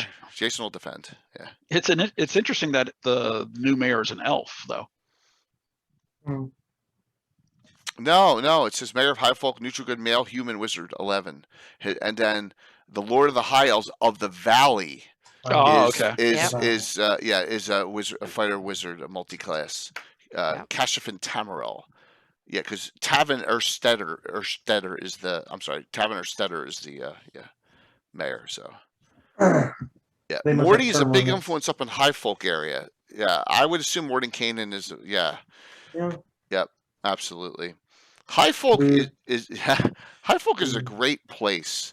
And I know my friend Dungeon Meister, who has a lot of pictures of the Valley of the High Folk on his site, because he did a lot of his adventuring up there. It's has some really beautiful pics. Yeah, and uses a lot of the Vespi Forest and High Folk and Northern Furiundi, which is kind of cool. So but is it really a valley? It's really it's a landmass between the mountains of the Atils and the Vespi Forest. It's the Velverdiva Valley. So it's a river valley. Mm-hmm. It extends beyond the traditional valley. It's one of the biggest valleys in Flanice in that way. Meaning you have huge mountains on both sides of the river. It's a canyon of epic proportions in many ways. I didn't know there was mountains on the east side in the Vespi, because it borders the Vespi on the east. Well, but you have the Klatsbergs on the east side of the Velverdiva, and then you have the Yatils on the west side. Up northern, further north. So the Vespi but they don't go like I don't see mountains going like flat, and then you have mountains. It's like a gradual slope up, so to speak. Okay, so, cool enough. Yeah. Yeah, very cool. Yeah.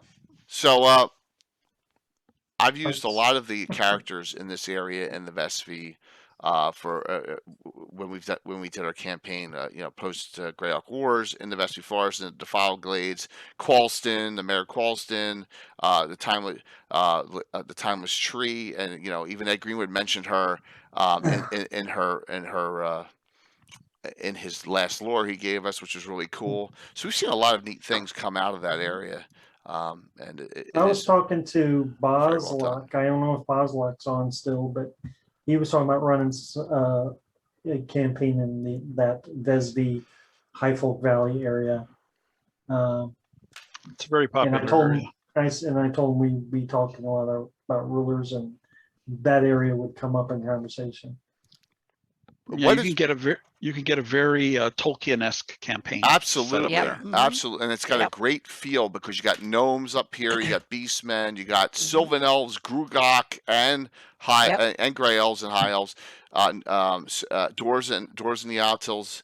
So, Boslock, do anyone know what his? Does he have a Twitch ID? Boslock.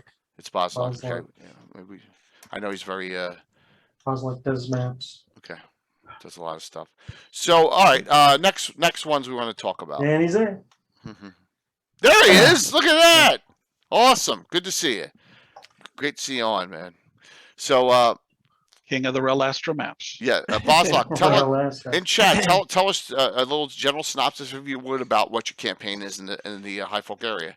What the premise is. Is it post Greyhawk Wars? Is it pre? Is it something else? While he's doing that, I just want to remark that the names of these rulers are awesome. I mean, Gygax. Yeah. There's hardly a stinker in any of these names. These are great names. No, they are. Looking on here, you could easily went anagram. Yeah. I mean, some of them may be anagrams, but they're actually better than his usual, anagrams. I mean, the ruler of Ket. I mean, Zoltan. I mean, that just screams Ket, right? You know where he got that from? Zoltan. That's a Buck Rogers episode. Zoltan was Jack Palance, if I recall. He wrote this before. You think so? Oh man, because it's right. Because I'm almost positive it was called Zoltan, and that was 1979. That's really close. This is 83. It's far more likely that he stole it from some historical figure. So was it Zoltar there, Tino? In Turkey or in the Middle East. Jason Zavota says Zoltan is a Magyar name. Yeah. It's a real world. Zoltan. Oh, wait, Hawk the Slayer was Zoltan. Yes, that's it. Jack Palance was in Hawk the Slayer. And Zoltar is the... Yes, it was Khalil in that. Yes, it was. That's it. It was... And Hawk the Slayer. That's what it was. Thank you all. Khalil, that's right, where his hands glowed. Thank you, Tim. See, you guys have to... You're on your ball to correct me. It's Sultan, but spelled differently. Zoltan, yeah, absolutely. So I want to point out on this list here one that really makes me happy. And I don't know what happens to him in Sturridge in the future, but Earldom Corshard, he's a triple-classed bard, first edition. Okay? Fighter, thief, bard. What happens to him? Amazing. And what happens to him? He gets, I think, killed by the Bubble of Lolth around Stivin. I think he dies during that invasion. Oh, so a return to the G series, that one that they did. Oh, there's a adventure in Dungeon early 2000s, I think, that may cover that period. But maybe cool. Maybe it's already switched in the Living Greyhawk Gazetteer. However, I'm going to find out here. It's Respin. It's Dren Emodav. Eric Mona really liked that area. Yeah, Dren Emodav. Yep. And his successor is a female Flan with a very prideful attitude. It's sorceress. Zoltan's a pet raven. Wow, it's funny. A map. It's pre-wars. Zoltan. Cool. I'm just looking at Boslock put in. That's good, man. It's a pre-wars. I'm using Talaska and making them. Cool, man. Very cool. So she's a sorceress. So feudal monarchy owning field Tito Sorcerer Western Gate lawful neutral. We kind of had no idea what that was going to be when we said that. Yes, and you're like, oh my gosh, a spellcaster that casts the same spells over and over and uses a light crossbow. Oh, No, right. that's the 5th edition. No, I think that's 3rd, isn't it? No, I thought it could be 5th as well. Isn't Emidav the only sorceress ruler in all of Greyhawk? I mean, that class just don't come up very often.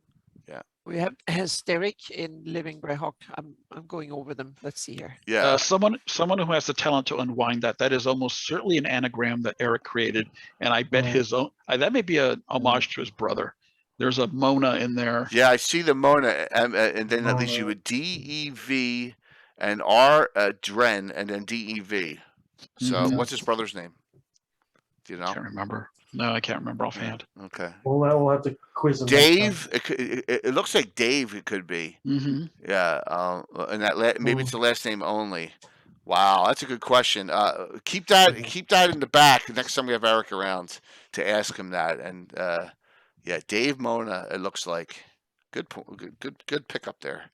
Wow. You got to appreciate those Easter eggs, man. Yeah, very cool.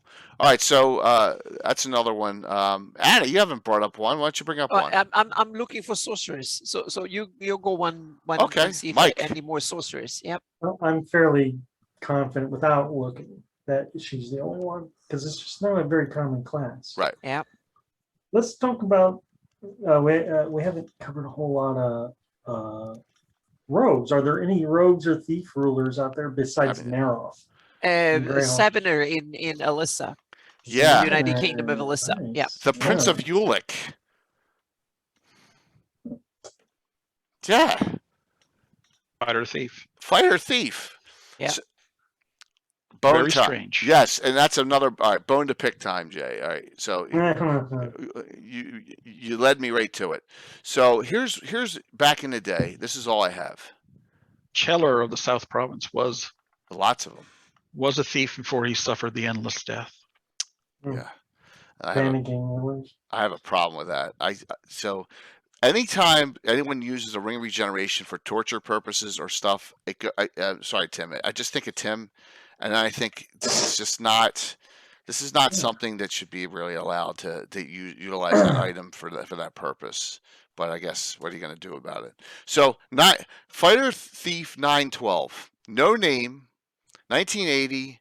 I got to make a name up because I'm using this character actively in the campaign. There's no name till 1983. So he's not Olin Stan Karand in my game. He's Prince Dorak II because I had to make a name up. Yes, and he's a jerk. So there you go. Where's Casey? He's a very proud guy. I mean, he was around when Kaoland was an empire, and he was a very willing participant in that expansion. So he's seen times. Right. So where I was going with that is, yeah, lots of thieves, but I don't think is notable in my opinion is the fighters. It's hard to beat the fighters. But what I was getting at is Cobb Dark. Yeah. His class is question mark, I believe. I think he should be a thief or a rogue. Yeah. I think that would be the most likely outcome. Let's go to Iron Gate. There's a picture. Right. Yeah, you were right, Mike. Okay. No other sorcerers, but a couple of illusionists, but no other sorcerers. Yeah. So he's under 5 feet tall. There he is. Very suspicious. Yeah. He has some dwarven features, but not. He's a mole. He has his Not best enough friend is an archmage. He's a So he dwarf don't who need hasn't to come cast out yet. spells. Yeah. Mhm. Seriously, he's from Dark Sun.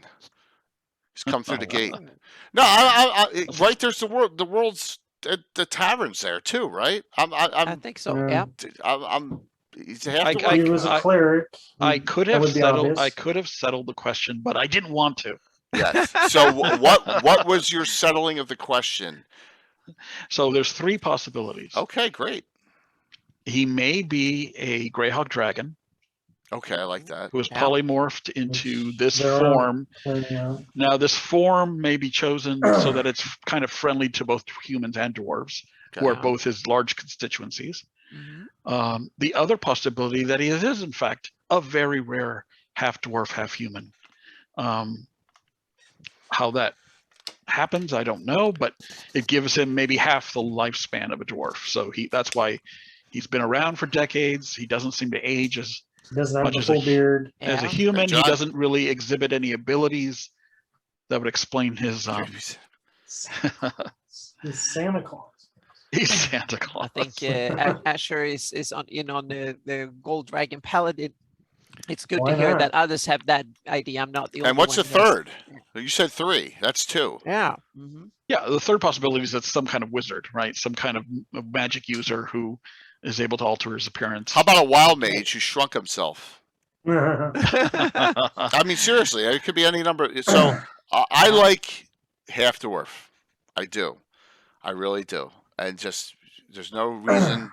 I mean, it's probably the most romantic of the 3 solutions because it means that he's accomplished so much just on his wiliness and his skill, I like that. rather than on magic. And I mean, look what they did with the freaking Hobbit movie, with the elf and the dwarf, right? Yeah. I mean, come on. So, but you could have. I see no problem with the human and the dwarf. A possibility. I think he's on his Josh Bob. I think he's on his 5th term, so he's ruled for almost 50 years. Right, and just everyone it's one of those characters of lore that everyone likes. Probably because he looks so innocent and non-offensive. I mean, Iron Gate is so full of adventure hooks that have never really been exploited in official products. So, if someone's looking for a place to start a campaign, it's not a bad place. Yeah. You're surrounded by enemies. Dark the Fifth. I will say, because it got mentioned in chat, I was a fan. One thing I was a fan of with Dark Sun, even though we never played it, was the taking the mule idea, donkey, horse, dwarf, human. They're sterile, just like a mule is. I like the idea of making them all. So I don't see why not. You couldn't have that in Greyhawk as well. So and it's just not a big thing. It would be really cool if. And thank you, John. It would be really cool if there was other. I could see a half dwarf once in a rare blue moon. And Gary, Hey, it could be any of those 3. And the great thing is your DM, you can decide. And that's a neat thing. Greyhawk Dragon. Yeah, and I felt it was important to leave that for DMs to decide. Yeah. Yeah. Oh, that's those good. have to be cut out of their mothers. That's disgusting. Right up Tim's alley, son. Thank you. Ugh. Well, hey, man, the C-sections, right? The Romans had it. Let's say C-section. That happens quite often. Romans had it 2,000 years ago. So. Yep, and we still do it. Quite Right. Oh, why don't you just teleport the baby out? Yeah. Yeah. So a good one, a good one to bring up there, Cobb Darg. All right, go ahead, Anna. Pick one. You haven't picked one. I'm kind of interesting. The wolf nomads have the Tarkan, the old leader of the Wegwir, and he's commander of the relentless horde. And Bargru. Bargru. Yeah. And he's an illusionist. How weird is that? Yeah. Exactly. He's a fighter illusion. I take it as that is a way of saying shaman or something. Like you can. I see him as. Doesn't it say specifically with him? I recall that he uses his illusion to scare them all. Mm-hmm. I thought I read that somewhere. Is that true or not?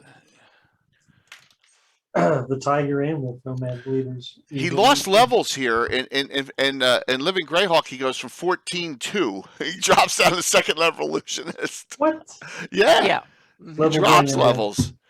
14-2 down to I couldn't imagine why. I mean, unless someone just misread the entry. Yeah, I5 fighter 12, and then he's I2 fighter 14. So, you know, I just got a hold of him there. So, interesting. That's a cool one. Yeah, he met Thrommel. There you go. Thanks, Katano. Keep that one going. Yes. John, thanks, man. John is awesome. Blue Box is awesome, man. So Blue Box and I have jointly decided that we're going to both partner up in 2022 with Twitch, and if we don't, we're going to attack the headquarters. Great. I'm kidding. I'm kidding. Okay, It was a good. joke.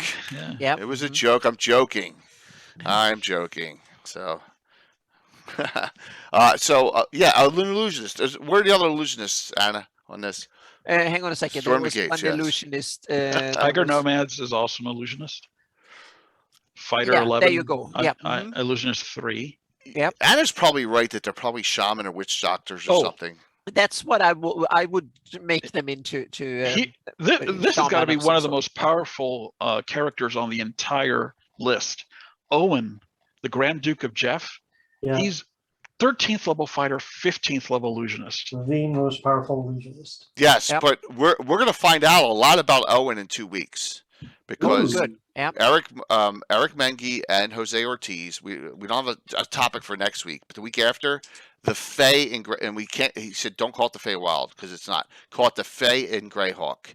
So they're going to come on and they're going to talk all about the Fae and what they did and for us in Legends Lore in 2 weeks. So just note that's going to be an exciting one. Yeah. So I have one other that is kind of interesting from it. That's the Ratik, and you have the Evely, the Arch Baroness, and it's interesting because in the Gord in Ratik, yes, you have, and if you read the Gord books, she's kind of one-dimensional and doesn't seem to be able to do anything except being in trouble, so to speak, and seem to be absolutely useless in any adventuring capacity. And then she's a 9th level rogue and a 3rd level wizard. So dual class. Yeah, and you don't get that. I didn't get that sense when I read the Gord books at all. But I like the idea that she has these levels and is something more than just Gord. Yeah, and her husband was eaten by gnolls, and her father-in-law basically had a stroke. Yeah, and so she is now the leader of Ratik, and that is a source of some conflict because the people who are of Frost barbarian heritage don't trust her, and the people who are Aerdi think that she, formerly Aerdi, native Radicans, think that she owes her allegiance more to her father in Neural than she does to their own barony. So it's a awesome hook, I think, set up there for lots of conflict and intrigue. Yeah, I totally agree. I think it's a great. Now, the Living Greyhawk Triad did some very, very funny things with her. I suggest you ignore them, but you might want to read them just if you want to laugh. So we've never had them on, have we? They're Hawaii, right? Yeah, I think they're. All right, so Tabletop Santa says he was there and played there. So I just asked. Okay. Yes, I mean that's our first connection. Maybe we get lucky and finally find a triad from that, and that would be awesome. Yep. Yeah. So I just thank you. Now this is one of a handful of situations where the actual true ruler may still be alive. We're not 100% certain that the prince Elaine IV was actually killed. Okay, interesting. Evely herself believes that he's a prisoner in Spine Castle, but isn't able to convince enough people to. And because he's in Spine Castle, all kind of scrying magic wouldn't work anyway, so they couldn't determine the truth of that. And someone's writing setup. Yeah, someone's writing stuff about Spine Castle and probably knows. I don't know who that is. Yes, we want to hear. Wow. We want to see it in writing and. That is awesome. Yep. Lazy jerks. How about that? That's a great setup, adventure setup. Yeah, that whole Bone March area and its neighbors is, pretty much second to the Wild Coast for all its juicy adventure hooks. I love that, and I think we talked about it the other night. We get Dale back on for the Highlander part, right? And we get some people on for Neural. We get maybe Gary on for Spine Castle, and we have at it with that whole discussion on that area in detail coming up. That would be really cool. But it's the wrong side of the map, Jay. So I'll just sit here and just listen. Stay out of it. Yeah. William Dvorak has done a lot of work there. Yeah. Mateus has done a lot of work there. There's definitely a Popular region. it's an really. area that it's a favorite of Carlos's as well. Yep. Carlos? Mhm. Yeah, and so let's hope. No, heads up. I did not say Highlander 2 to Quickening. No. Oh my gosh, that's Electric funny. Boogaloo. Oh my gosh, we're all from Zeist. We just don't know it yet. That's funny. Little Bones, what's up? It's fascinating that in the list, so obviously we know Cobb Darg has a question mark. Why is the name of the Overking of the Great Kingdom a question mark? Throw that up there. We know, so we apparently know that Ivid is Cleric 7th MU12 in first edition, which probably means he's a priest of Hextor and a wizard. Not, a minor character by any means. He's 12th level as a wizard, but his name is a question mark. That is weird. It's like, what were they thinking? He's named in another part of the book, so it's not like it's a mystery. So that page has a lot of inconsistencies. It has a few inconsistencies. Yeah. Valley of the Mage, totally appropriate. That's a question mark. Yeah. And, Well, somewhere out there, there's a fan who will deliver unto us the true Valley of the Mage, something a lot better than what we got. how about Greyhawk Adventures? Yes. The Okay. ruler of the Valley of the Mages leveled in. Okay. Stop. Duran Crimea, magic Jason. user 19th level. Yeah, I mean, there's a whole write-up about him, right? Yep. Whole write-up. Tisle So- and Sand. There's Change word. a whole crazy adventure done with necromancers rummaging through it, and I'll talk about that on Sunday night in the necromancer discussion. Why? I have no idea. Why they decided to do that. It just makes no sense, but so yeah. Yeah, I mean, the timing, everything about that was not well thought out. I mean, you want the Valley of the Mage to have been a mystery since the migrations, and that's 1,000 years. So a mage from the Great Kingdom in the 400s doesn't cut it.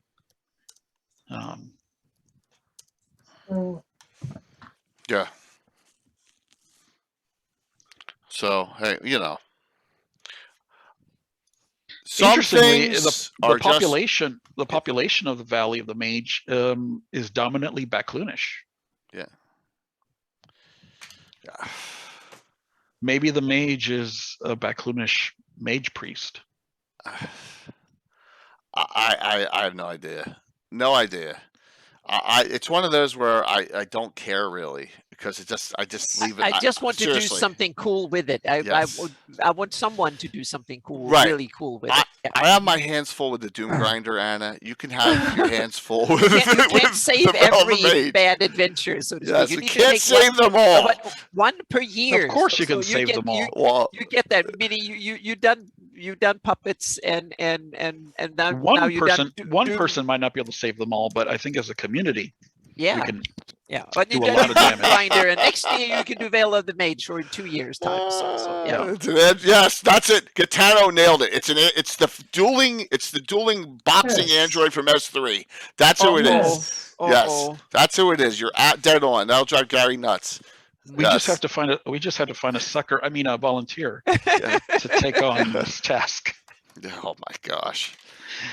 All right, we haven't talked about one I want to discuss, and that's the number one on Mike's list, right? And that's Yolan's Lady Ralta Celine. Oh yes. Wait, now we throw get up to Mike's that. list again. Sure. Give me 1 second here. Let's see what's. Don't crash things. There So, we Mike, go. how did you phrase the question? Did you ask who are the most popular rulers? Yeah, the poll was I just threw 6 rulers out there to see who was most popular. Okay, I love.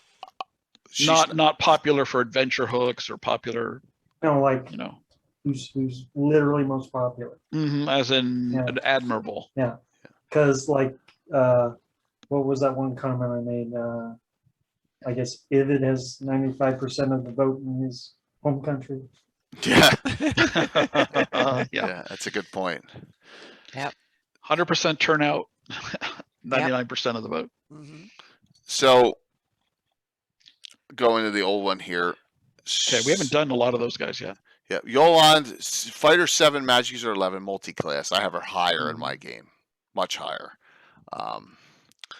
Been a mainstay PC of my, NPC of my. Well, as a first edition elf, how much higher could she get? Well, remember, I don't have class level limits in my game. Yeah, but I mean, we're talking about what the. I have her at 7. Says. I think I have her at 714. 7th level fighter, 14th level mage. That's what I think I have her at. I think the Living Great Gazetteer powers are down. No, it's 711 here. It's 711 in both. She just didn't change. Yeah. So she literally just took 2 steps from 576 to 591. She's not an adventurer. Yeah. So, but I have her as an active player in my game, and I hate the isolationist crap. Sorry, I just don't. I don't. If you're being attacked constantly through the Sus Forest, you're gonna ask for help. Just that's the way I thought of it, and all. And plus of all the other things going on. No, I mean, you could arrogantly think you're going to take care of it yourself, and you don't want anyone else to interfere. I got it, but the Hateful Wars, that doesn't happen. And by the way, if you haven't, I'm going to link this. If you have not read Tommy John Kelly's Hateful Wars stories, you have to. They're wonderful. And he talks a lot about all these characters we're discussing there. And so it's fantastic reading. Fantastic reading going back 120 years before 576, roughly that 100, 110, 120 years. Which is, in D&D terms, is still pretty recent history. Yeah. And he's in Elven terms recent. Yeah, I mean, for blink of an eye. For Yolande and her advisors, the Hateful Wars is recent history. It's like a decade or two ago. Yeah, so, that for them, the memories of this, the impact on their realm is still fresh. Yeah. And it's why they've become isolationist, I have it that the isolationism is the official policy. The unofficial real policy is very different. Well, there is kind of a fifth column, right? And we know that Luke has embraced that part of Melf's character. Yep. Yes, even though he had nothing to do with it to start off, right? No, but I like the idea that it gives them, and it also I have that elves they react slowly and not overacting it immediately, so to speak, and they also want to build alliances and work secretly and firmly in the background first, so to speak. So now 20 years later is in full swing, so to speak. I mean, you should play Yolande like her time horizon is a century. So in her mind, Ayuz is not a problem yet because he just arrived. He literally just arrived from an elven point of view. He's becoming a problem now. I see he's it because he arrived a couple of hundred years. Meaning now they need the temple was a provocation that they had to take note of, but they're moving very slowly. Yep, and now in my campaign, now Ayuz has been around for a couple of hundred years. He's even back again, so to speak, and he started making. These elves are a little cold-blooded. I mean, they let thousands of humans suffer in the Pomarsh, and didn't raise a finger. All right. But over time, they're really firm and yeah. So you have to question their character a little bit. Okay. I don't see Ayuz as a threat at all to Celine. I don't see Ayuz as a threat. I see the Pomarsh. Remember, I have other evil elements running around like the Dark Brotherhood. So different campaign. But I see the elves see the whole Flanese as their interest, so to sphere of interest, so to speak. That they don't wait until the enemy is at the gate, so to speak. They have a bigger profile. And I mean, they're still reacting to the fact that one of their kingdoms was destroyed almost 1,000 years ago. Yeah, exactly. That's. That's still fresh on their mind. Yep. In my campaign, I set up that the survivors of that kingdom went south and founded the area that now is called Sunday. So there was still legacy there. Okay. All right. That's a good question. So they migrated to Sunday? Okay. Because I've seen other places where have said it's the other way around. Is that incorrect? That's incorrect, is what you're saying. What do you mean? The elves came from Sunday. The elves came from Sunday and migrated west. That is incorrect. No, that doesn't make sense chronologically. Well, we don't know how long elves were here. All right, so you're saying that Selenian gray, because they're gray elves here in Sunday too. They're not high. Until very recently, Sunday was a province of the Great Kingdom, right? Right. So there's a significant human population there, but they live very well with the elves that are there as well. They're forged a multicultural society. And it's only very recently that the elves crowned a king. So for elvendom, that's a very new, very new prospect. What a weird. So it's an elven king, who's who. This is weird. Clerk of triple classed. So in the old guide, he's listed as cleric, fighter, magic user, 5th, 8th. What do you have there? A mess. This is a 3rd edition mess. Wizard 8, cleric 4, fighter 1. Ugh. It's a mess. I mean, I just don't understand what the point. Thanks, of John. That changes. Thank you very much, John. Talk to you soon, man. Great show tonight for you too. You had a wonderful, wonderful discussion. I really appreciate you raiding into. But along with Iron Gate, Sunday is cornerstone of the Iron League. Right. It's one of the few did not fall to any influence of the Scarlet Brotherhood. In fact, don't they take some locations back from the Scarlet Brotherhood? I believe they do help. Okay. Then they're my heroes if they have. Yeah. Mike Anna? It's hard to infiltrate elves. Yeah. Yeah. Mike Anna, John, Mike Anna, I'm sorry, just me, John Bluebacks. Mike Aaron and Gary, a couple more. We got a little time here. 5-10 minutes. Okay. I just have a comment. Yes, please. We can maybe save it for next time because I think we have a lot in rulers. We could do this again. Yes. Oh, absolutely. But next time, I want to discuss how the rulers of the 3 barbarian nations go from fighters to barbarian class. Oh, yeah. I think it's a sideways move, but still interesting. Yeah. So, I want to explain the level change. In 3rd edition, all the classes are all mixed, and you can go bounce back and forth from one to the other, but you can't have them over 20th combined because there's a level cap at 20. So you don't have the old school 8, 8, 9 fighter clerk mage in 1st edition. You can't do that. So that's why they are the way they are. So yeah, it's no problem. They're just see that I know why they're messed up like that. Yeah. So use whatever edition you're playing. Use whatever levels. Go back to the original box sets, or go to Living Greyhawk if you're using 3rd edition, or whatever. So okay, sorry about that. All right. So where should we head? We have one more that is in your backyard, Good. Jay, and that is, I think, Tourist Mac. There you go. Yeah, indulge me. I'm kind of I've used him, just not used him personally, but he's been kind of in the background a little bit. So I'm kind of curious to you guys what your take on I think tourist. If you just take him as tourist, let's not get into an argument. Yeah. Could be like Savord. Yeah. Stonefist. Maybe he's like the super high level fighter just because he really toughed it out and whooped all the clans in the phone. I think in that case the best solution is the simplest solution, right? That he really is an orc who, dragged himself up from the muck and got himself all the way to the top. Yeah. And he's not a simulacrum or some kind of puppet of somebody else. Yeah, I don't have a problem with him being an ex-slaver either, because that does kind of give him a leg up. Yeah. Whether he's he could. The slave lords had many tiers. I mean, he could have been a minor slave lord. He just didn't have to be the reincarnation of Thegnarla. Yeah, it's a bizarre. It's a bizarre what.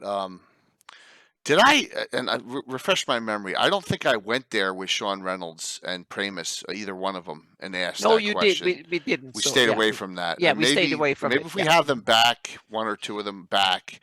Sean only had an hour, so that was. Yeah, that's true. That's true. We got an hour from each of them. That's true. Yep. you know, in that discussion. But I think that would be a good one to try and figure out. Because if it, but I think he did the front half of the book. He said Pramus did the back half. So I think that's a Pramus issue. So I think, but then again, not 100% sure. I once again leave in my Pomarge dealings. I leave who's running things nebulous in my game. It's not a grand, you know. All right, the slavers have their city up in the mountains, killing Lakos, and they have what they're doing there. If Tarashmak's around, there's no invasions going over the river because of the situation, right? But it's like they're heading up the Wild Coast, and there's fighting going on. They're going through the Sus. Shouldn't the Palmars just be an extension of the Wild Coast? It is a Wild Coast. That's as well. how I see it. Nowadays, it's maybe it Why? wasn't originally when the Keoland. The problem is that in the past it was part of Keoland, so it was not wild.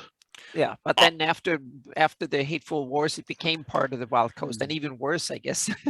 Yeah, High Port is worse than anything on the rest of the coast. Well, and Tim and I did a lot of venturing in High Port from the Ashes, and High Port was always, we considered, the southernmost city of the Wild Coast, not part of the Pomarsh. We always had it that way, but you know that doesn't really matter. Semantics, right? So, but 16th level half-orc fighter is pretty nasty in here. So, yep, absolutely. All right, so we got like 2-3 minutes before we do some shout-outs. What, you got any others you want to talk about? We're definitely going to do the barbarians next time. I'm good. We'll do a second one around. Well, there's always Kimberto Scotty. Yeah, there is. We didn't talk about any rangers. We were waiting for you, Gary, to there bring it are up. a handful of ranger rulers, which are really cool. The idea that a ranger becomes a ruler is just a cool concept in and of itself. But Duke Carl of Ernst, King Kimbertos of Keoland, who else? Walgar of Bissell. There's a few of them. And you got to think that they're probably pretty upstanding. Lexnall of Radek was a ranger too. Yeah. So Keoland has a unique boom. I was ready for that form of monarchy in that the nobles essentially choose their king. Yeah. There you go. I had the article ready for this. So there we go. New kings right here. Yeah. So for the most part, it's changed hands between two Sul houses. And Scotty, he broke that tradition because there was no good candidate among the traditional houses. So his nickname is a commoner because he's from a very minor house.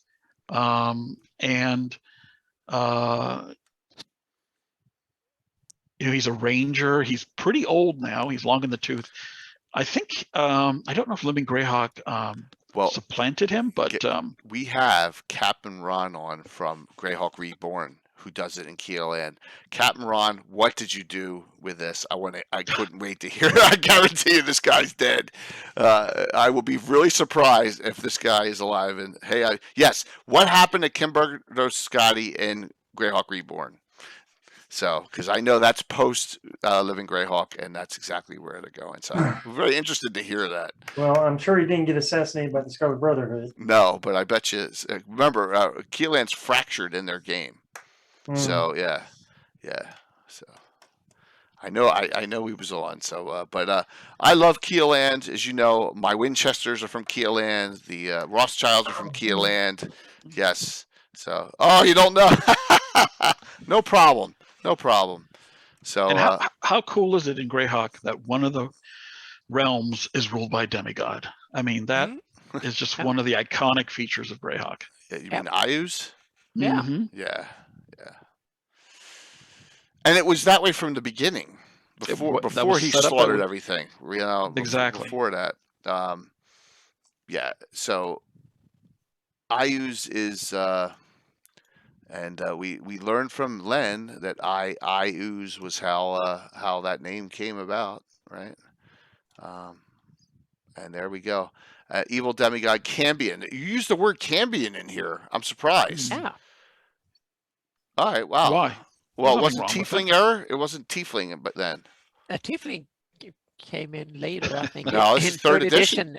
Well, yeah, Tieflings but were this, second this is edition. kind of pre. But this is pre. No, we This would is never this use is Tiefling. real Greyhawk. I We would understand never use that, Tiefling. but Yeah. I thought that you may have had to bow to it because Tiefling started in that Forgotten Realms end of the Yeah. second edition into third. So I thought that but I'm surprised. And he's no ordinary third edition. Cambion. He's the Right. son of a demon lord and the mother of witches. So you and I saw you really have really love what they've done in the fifth edition with her. We will save that for another time. and we stop with the egg wolf. I agree 100%. It's overdone. It's too overdone. Yeah. Vecna, Igwilv, they need a retirement, or at least a long pause. Yeah, 100%. I agree. Oh wow! So Canadian just linked a Turish mock from Farclune. Do you know who that is, Gary? Farcluun from 2007. Turshmak and his generals on Cannon Fire post. Wow, I'm gonna link this in chat. Yeah, Farclune is a guy from Cannon Fire, posts a lot of stuff. Is he not in the Discord? I don't think I've seen him. Okay. Yeah. You guys just don't know how to run an Eagle, Jason says. That's Jason busting our stones. That's awesome. Oh Jason, my gosh. Jason, do you really want to run her the way Gygax wrote them? Yes. Igwilv and I use. I mean, I think there's embarrassment all the way around. Mm-hmm. Yes. So very cool. I'm sorry. I'm getting hammered with a lot of whispers and stuff. Yes, and my Winchesters predate frickin' Supernaturals, everyone. So don't say I stole it from a TV show, please. So it's based on MASH. So. And don't forget Hazen of Wait, you wrote the article? Wait. Patrick, that's your article? You are that person? Are you serious? Are you dead serious? Oh, wait, we have a connection there going back all those years? That's right. No. Okay, here's the confusion. Farclune is the guy who posted the article. The author is Buster Budd, who was Ancient Gamer. Really? Okay. Yeah. Oh, Buster Budd. Oh, that is awesome. Wow. That is freaking awesome there, Patrick. Thank you. Yep. Yes, Gitano, I stole it from MASH. Charles Emerson Winchester. You got it. Wow, very cool. So there you go. Buster Budd, aka Ancient Gamer, aka Patrick, aka I get to kill him in a battle mech next Friday. Yes. Yes, it's going to be fun. So look at that. We're almost to 10 o'clock, and we got through it. We didn't even scratch the surface, really, but we went off on a couple tangents, which is always great in these discussions. And it's great to Gary having you on for these because you really provide some insight into stuff that I just don't know. So I'm kidding. I'm kidding about killing you. Normally that's for Tim. That's reserved for Tim to kill people. So yeah, the ever mysterious. Anything to say in closing about this discussion? Points? I mean, only that the rulers are there not to really participate significantly in your campaign, but kind of as a backdrop to kind of create hooks.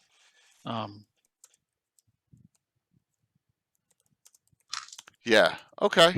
And I agree. I've never killed a ruler ever. Never. I mean, it's just that. No, I don't think I have either. No, Yeah. I have them. I've had some interact with the players, particularly the elves and the dwarves in my game.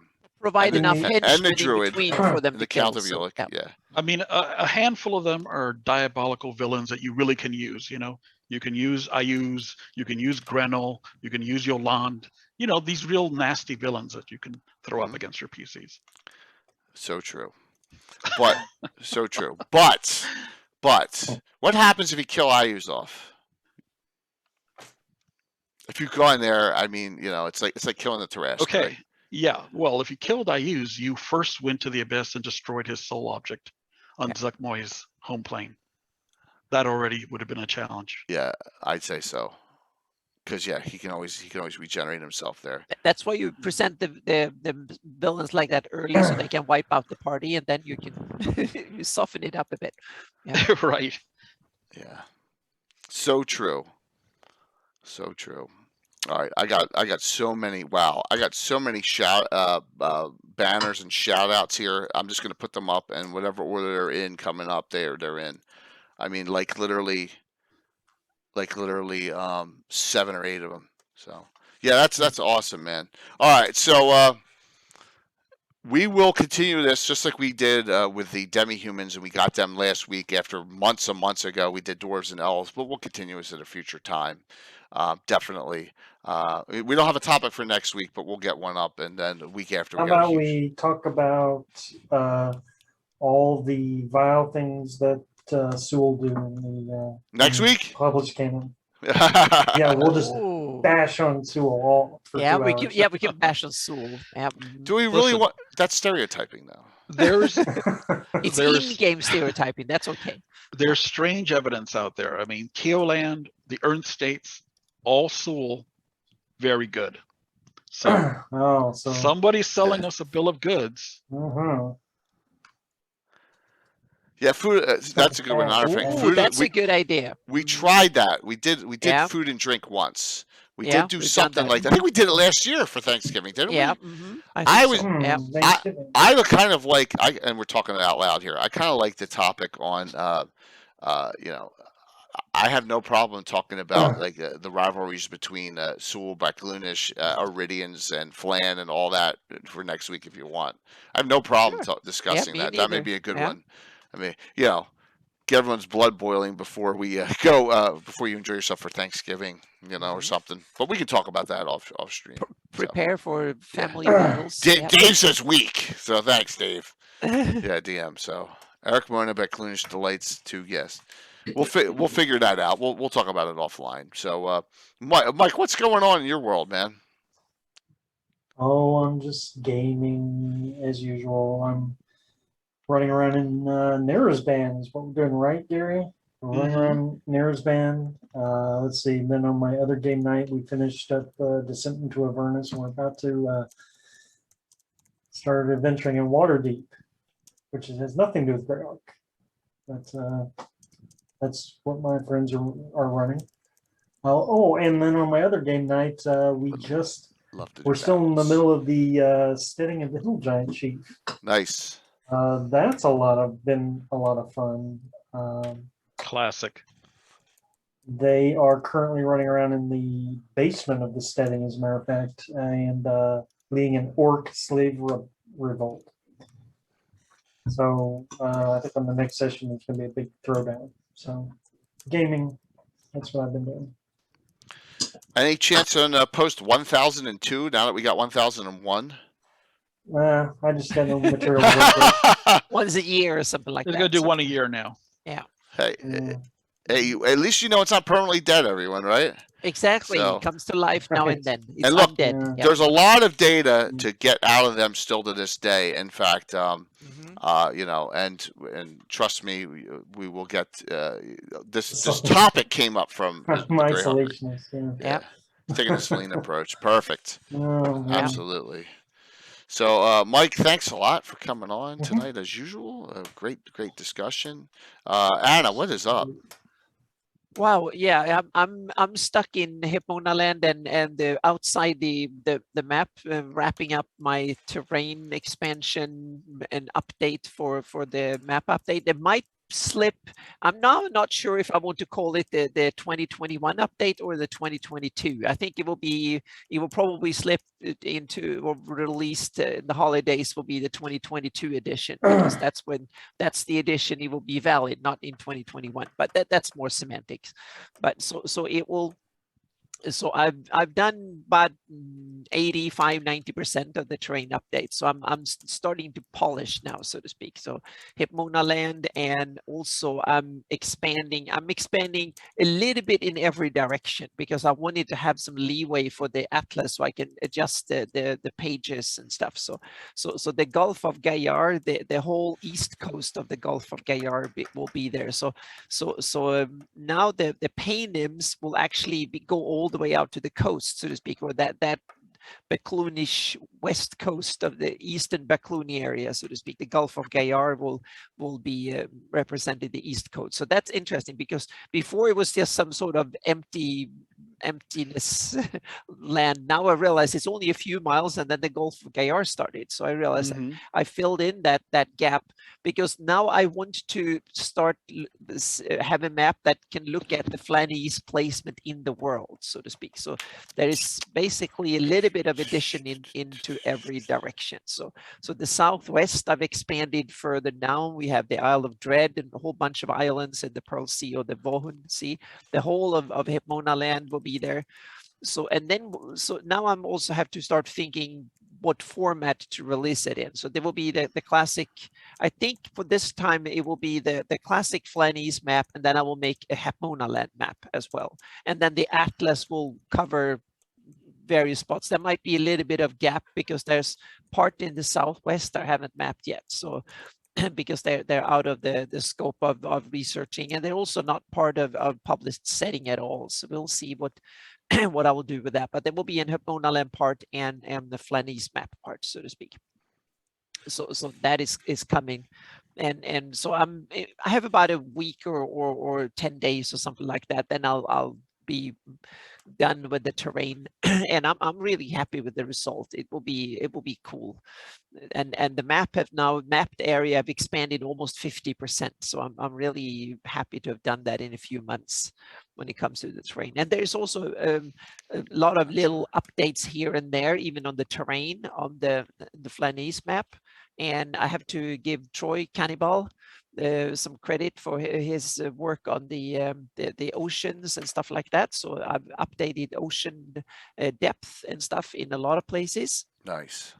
So that is corrected as well. So now in about a little over, like within 2 weeks, I'll move into the final step of putting all the settlements and typos and stuff like that.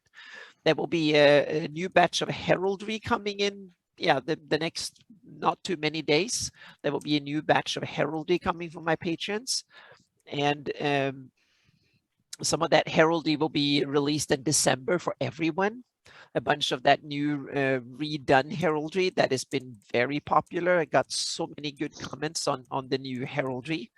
My Shieldlands campaign will we've had one cancellation and stuff, and I won't probably need to cancel a session or two in December too, because I really want to get the maps done, so to speak. And so there will be a lot of work to get it done, but I want to get it done before the end of the year. So, awesome. So that's why I might have to tell all my players I'm sorry and cancel the session or something. Not because the time it takes to play, but all the time it takes to prep.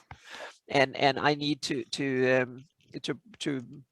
get the maps out, so to speak, and then we can then I'll take some vacation after that in January and just have fun and do loose cool things for my campaign and stuff.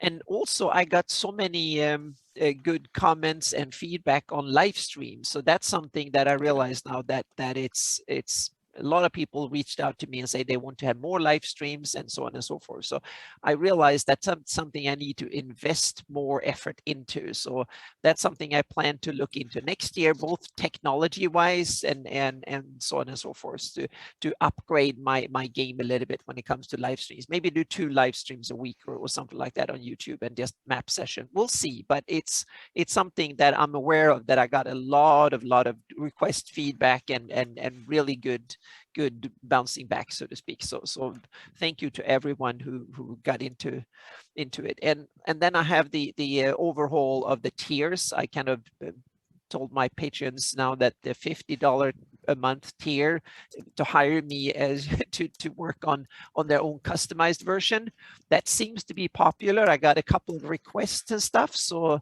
at least one of the slots is already spoken for, so to speak. So if you want to be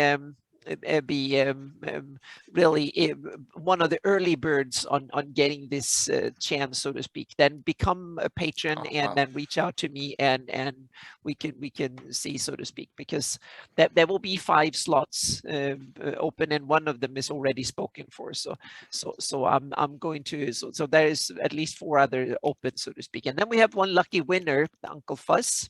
That Yeah, already has one too, so to speak. that's So awesome. there's that 2. he Yeah. won. So that means that I will basically commit 1 week a month to work to create the custom version of the map for people. If this is really successful, then I might add a couple of more. We'll see. So that's why I priced them high enough so they will actually be kind of reasonable compensation for me, so I can actually take time over to do it, so to speak. So we'll see how it works. It will be a test run. There might be some people think it's not worth it, and so on and so forth. So I will let it run to 6 months or a year or something like that. Then we have to evaluate it both on my part and also on the participants' part, so to speak, to see if they think it's something worth paying for. And then we'll see if we're going to expand it or keep it at the level, or simply say that it didn't work out well, so to speak. So it's a test balloon, but it might be a good thing, so to speak. So that is coming. So the new updated versions of the map is coming, and some of it looks kind of awesome, and the Flanese will be now put into context more, and Hipponaland is coming, and Hipponaland looks super cool. So yeah, and then we have the Hex Mania on Friday. Yeah. Yes, With the Fantasy Joe Mapping Wetzel. Show, episode Yep. 6. 6 months Yep. of it. Joe Yep. Wetzel, and we're gonna go over hexes. Yep. So I'm collecting some hex samples, some program to create hexes and number them and stuff. A cool little utility. If someone wonder how the 92,000 12-mile hexes on my map got numbered, that realized I didn't put 92,000 numbers in there manually, because that will have taken me 3 years to do that. So there is a little cool software that lets you actually create and number. So I'm going to present that as one of the niftiest tools I've ever. It's a little bit clunky to use, but it's a fantastic tool if you're into hex Awesome. mapping. Yeah, so it's one of these little hidden gems that I will give the links to and kind of talk about a little bit. And Joe Wetzel have some really cool tools that I think really deserves every DM and so on needs to take a look at and see if they're for them. Yeah. And note our show sponsors, Frog God Games, has doubled their giveaways each month. Now it's $250. It's $225 gift certificates instead of 1. Awesome! Yes. Yep. So another reason to come by and watch Friday nights this Friday. Yeah. So I got 4 streams and 5 nights starting tonight. So Anna, thanks. Gary, what's up? What do you got going on? Oh, I'll just keep it short and sweet. Just check out Cannon Fire for new stuff. It's coming. 3 fan-made books will be out in the next few weeks, I think. Nice. That will hopefully be pretty impressive. Looking forward to and that. Then That'll be awesome. If people like that, maybe we could keep doing it. Let's hope so. I really hope that's the case. That's it? Wow. Oh yeah. That was really short and sweet. Awesome. I don't want to keep anybody from their dinner. Ha ha ha. Oops. All right. So these are all out of order. Well, let me get to tomorrow night. We finish up this really tough adventure. Tribulations in the Grey and More. We got some Infinite Dimensions STL giveaways tomorrow night. If you saw some of the posts I put out on the map, they're fighting a high-level necromancer who's been cloned.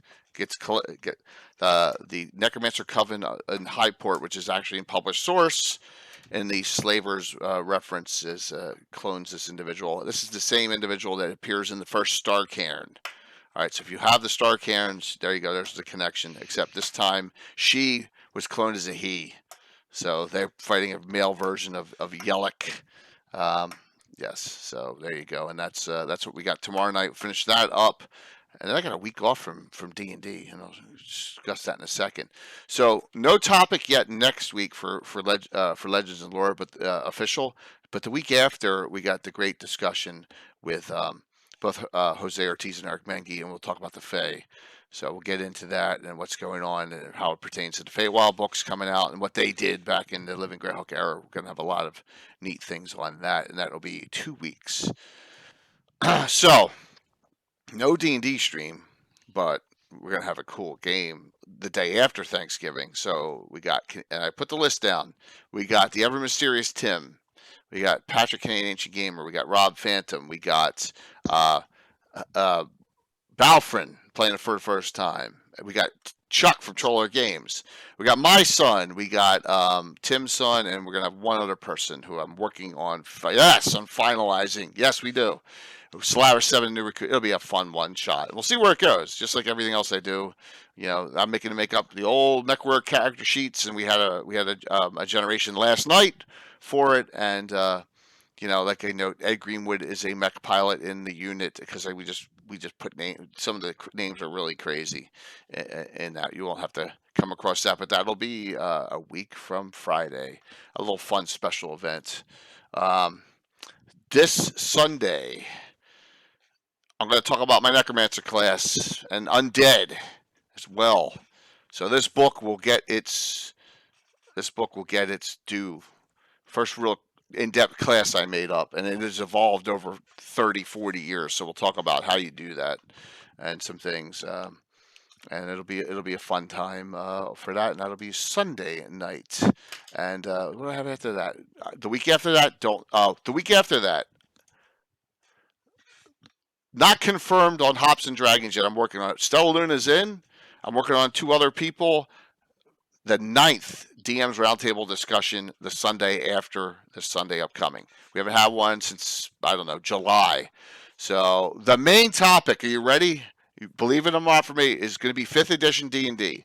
Most of these DMs are going to be 5th edition DMs, so we're going to ask them specific questions, pick their brains, plus there'll be other topics. But I'm working on and Anna's DMing 5th edition now too, right, Anna? Yep. So there you go. So that'll be the main topic for this one, but we'll go off on other topics as well. But Stella's confirmed, and we're working on some other guests. We'll have plenty of guests ready for that. I got a week and a half to figure that one out, and then the week after that, Ed Greenwood returns. Okay, Sunday, December 5th. Secret Societies of Greyhawk and the Realms. Good topic. Mm-hmm. So there you go. That'll be a fun discussion. We got that, and that is cool. I'll talk to you in a second there, Santa. So, so that is going to be a fun one. Ed Greenwood, Eric Mengi, and getting them back. And Ed will always give us some lore, and just who knows where the talk will go with Ed. But this gives me an opportunity to bridge this into the next Ed Greenwood D&D game, which is always good. And Ed is just such a great bringing up topics and discussion. I know everyone will look forward to that. So I'm projecting out as far as I can, and that is what's going on here. Let's do the giveaways, okay? What's the secret?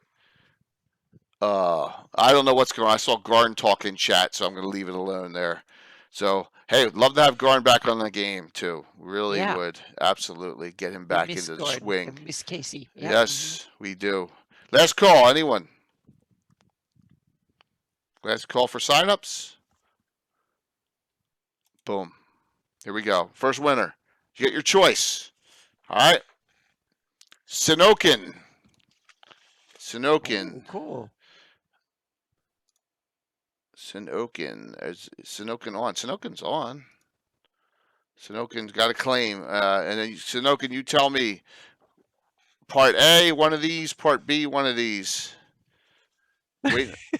Secret societies. That's what Tim meant. Now I get it. I'm sorry, Tim. It's late. There you go. Yeah. All right. Thanks, Sinokin. Putrid Chung. Yes. Hey, I may have Tim on just to see if he can scare Ed. Ed will probably laugh at him, right? Ha, that's funny. Ha, right. Prometheus. Dwayne, what do you want, man? You tell me. Out of these, all right? You let me know, Dwayne, and whatever I will send to Sinokin. Garn has enough hero. Yeah, there you go. Dwayne, you tell me which of those you want, and then I will give the others to Sinokin, all right? Yep. So there we go. All right, Dwayne, which one out of these two, and which one out of these two reprints, and then I'll send the others to Sinokin. All right, so we're gonna raid into Stella. So everyone, please sit tight and at least go in on the raid, say hello, give her a follow if you haven't. She's doing some great stuff for 5th edition Greyhawk, really with some new content and some great guests, and we'll be at has a whole entourage going to PAX Unplugged, which I will be hanging out with. So much wanted to go to PAX. Yes, so at least it. we got a good group there that we're gonna have some fun with, and I'm really looking forward to hanging out with her and her crew. Because I have a private room and I have a whole bunch of stuff going on at a bar in Philly. So get the drink. So thank you. Fun discussion. Thank you, Gary, for coming on. Thank you, Mike. Thank you, Anna. And we will, like I said, this is number 1. Tomorrow night's Friday night, Sunday night. So only Saturday off this week. Let's set up the raid, and we'll see you all tomorrow night, 7:30 for the ending. It could be a deadly adventure. Seriously, on tomorrow night. I always say that, and then they kick my ass, but we'll see. So see you tomorrow night. Bye. Let's set up the raid.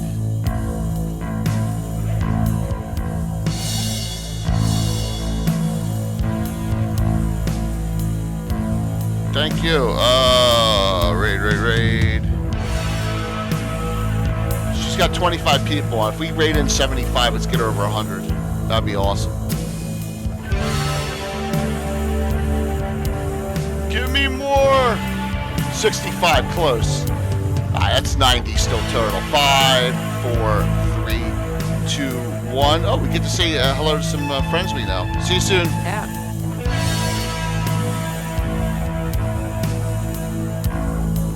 Hey Gary, wait, let me get off.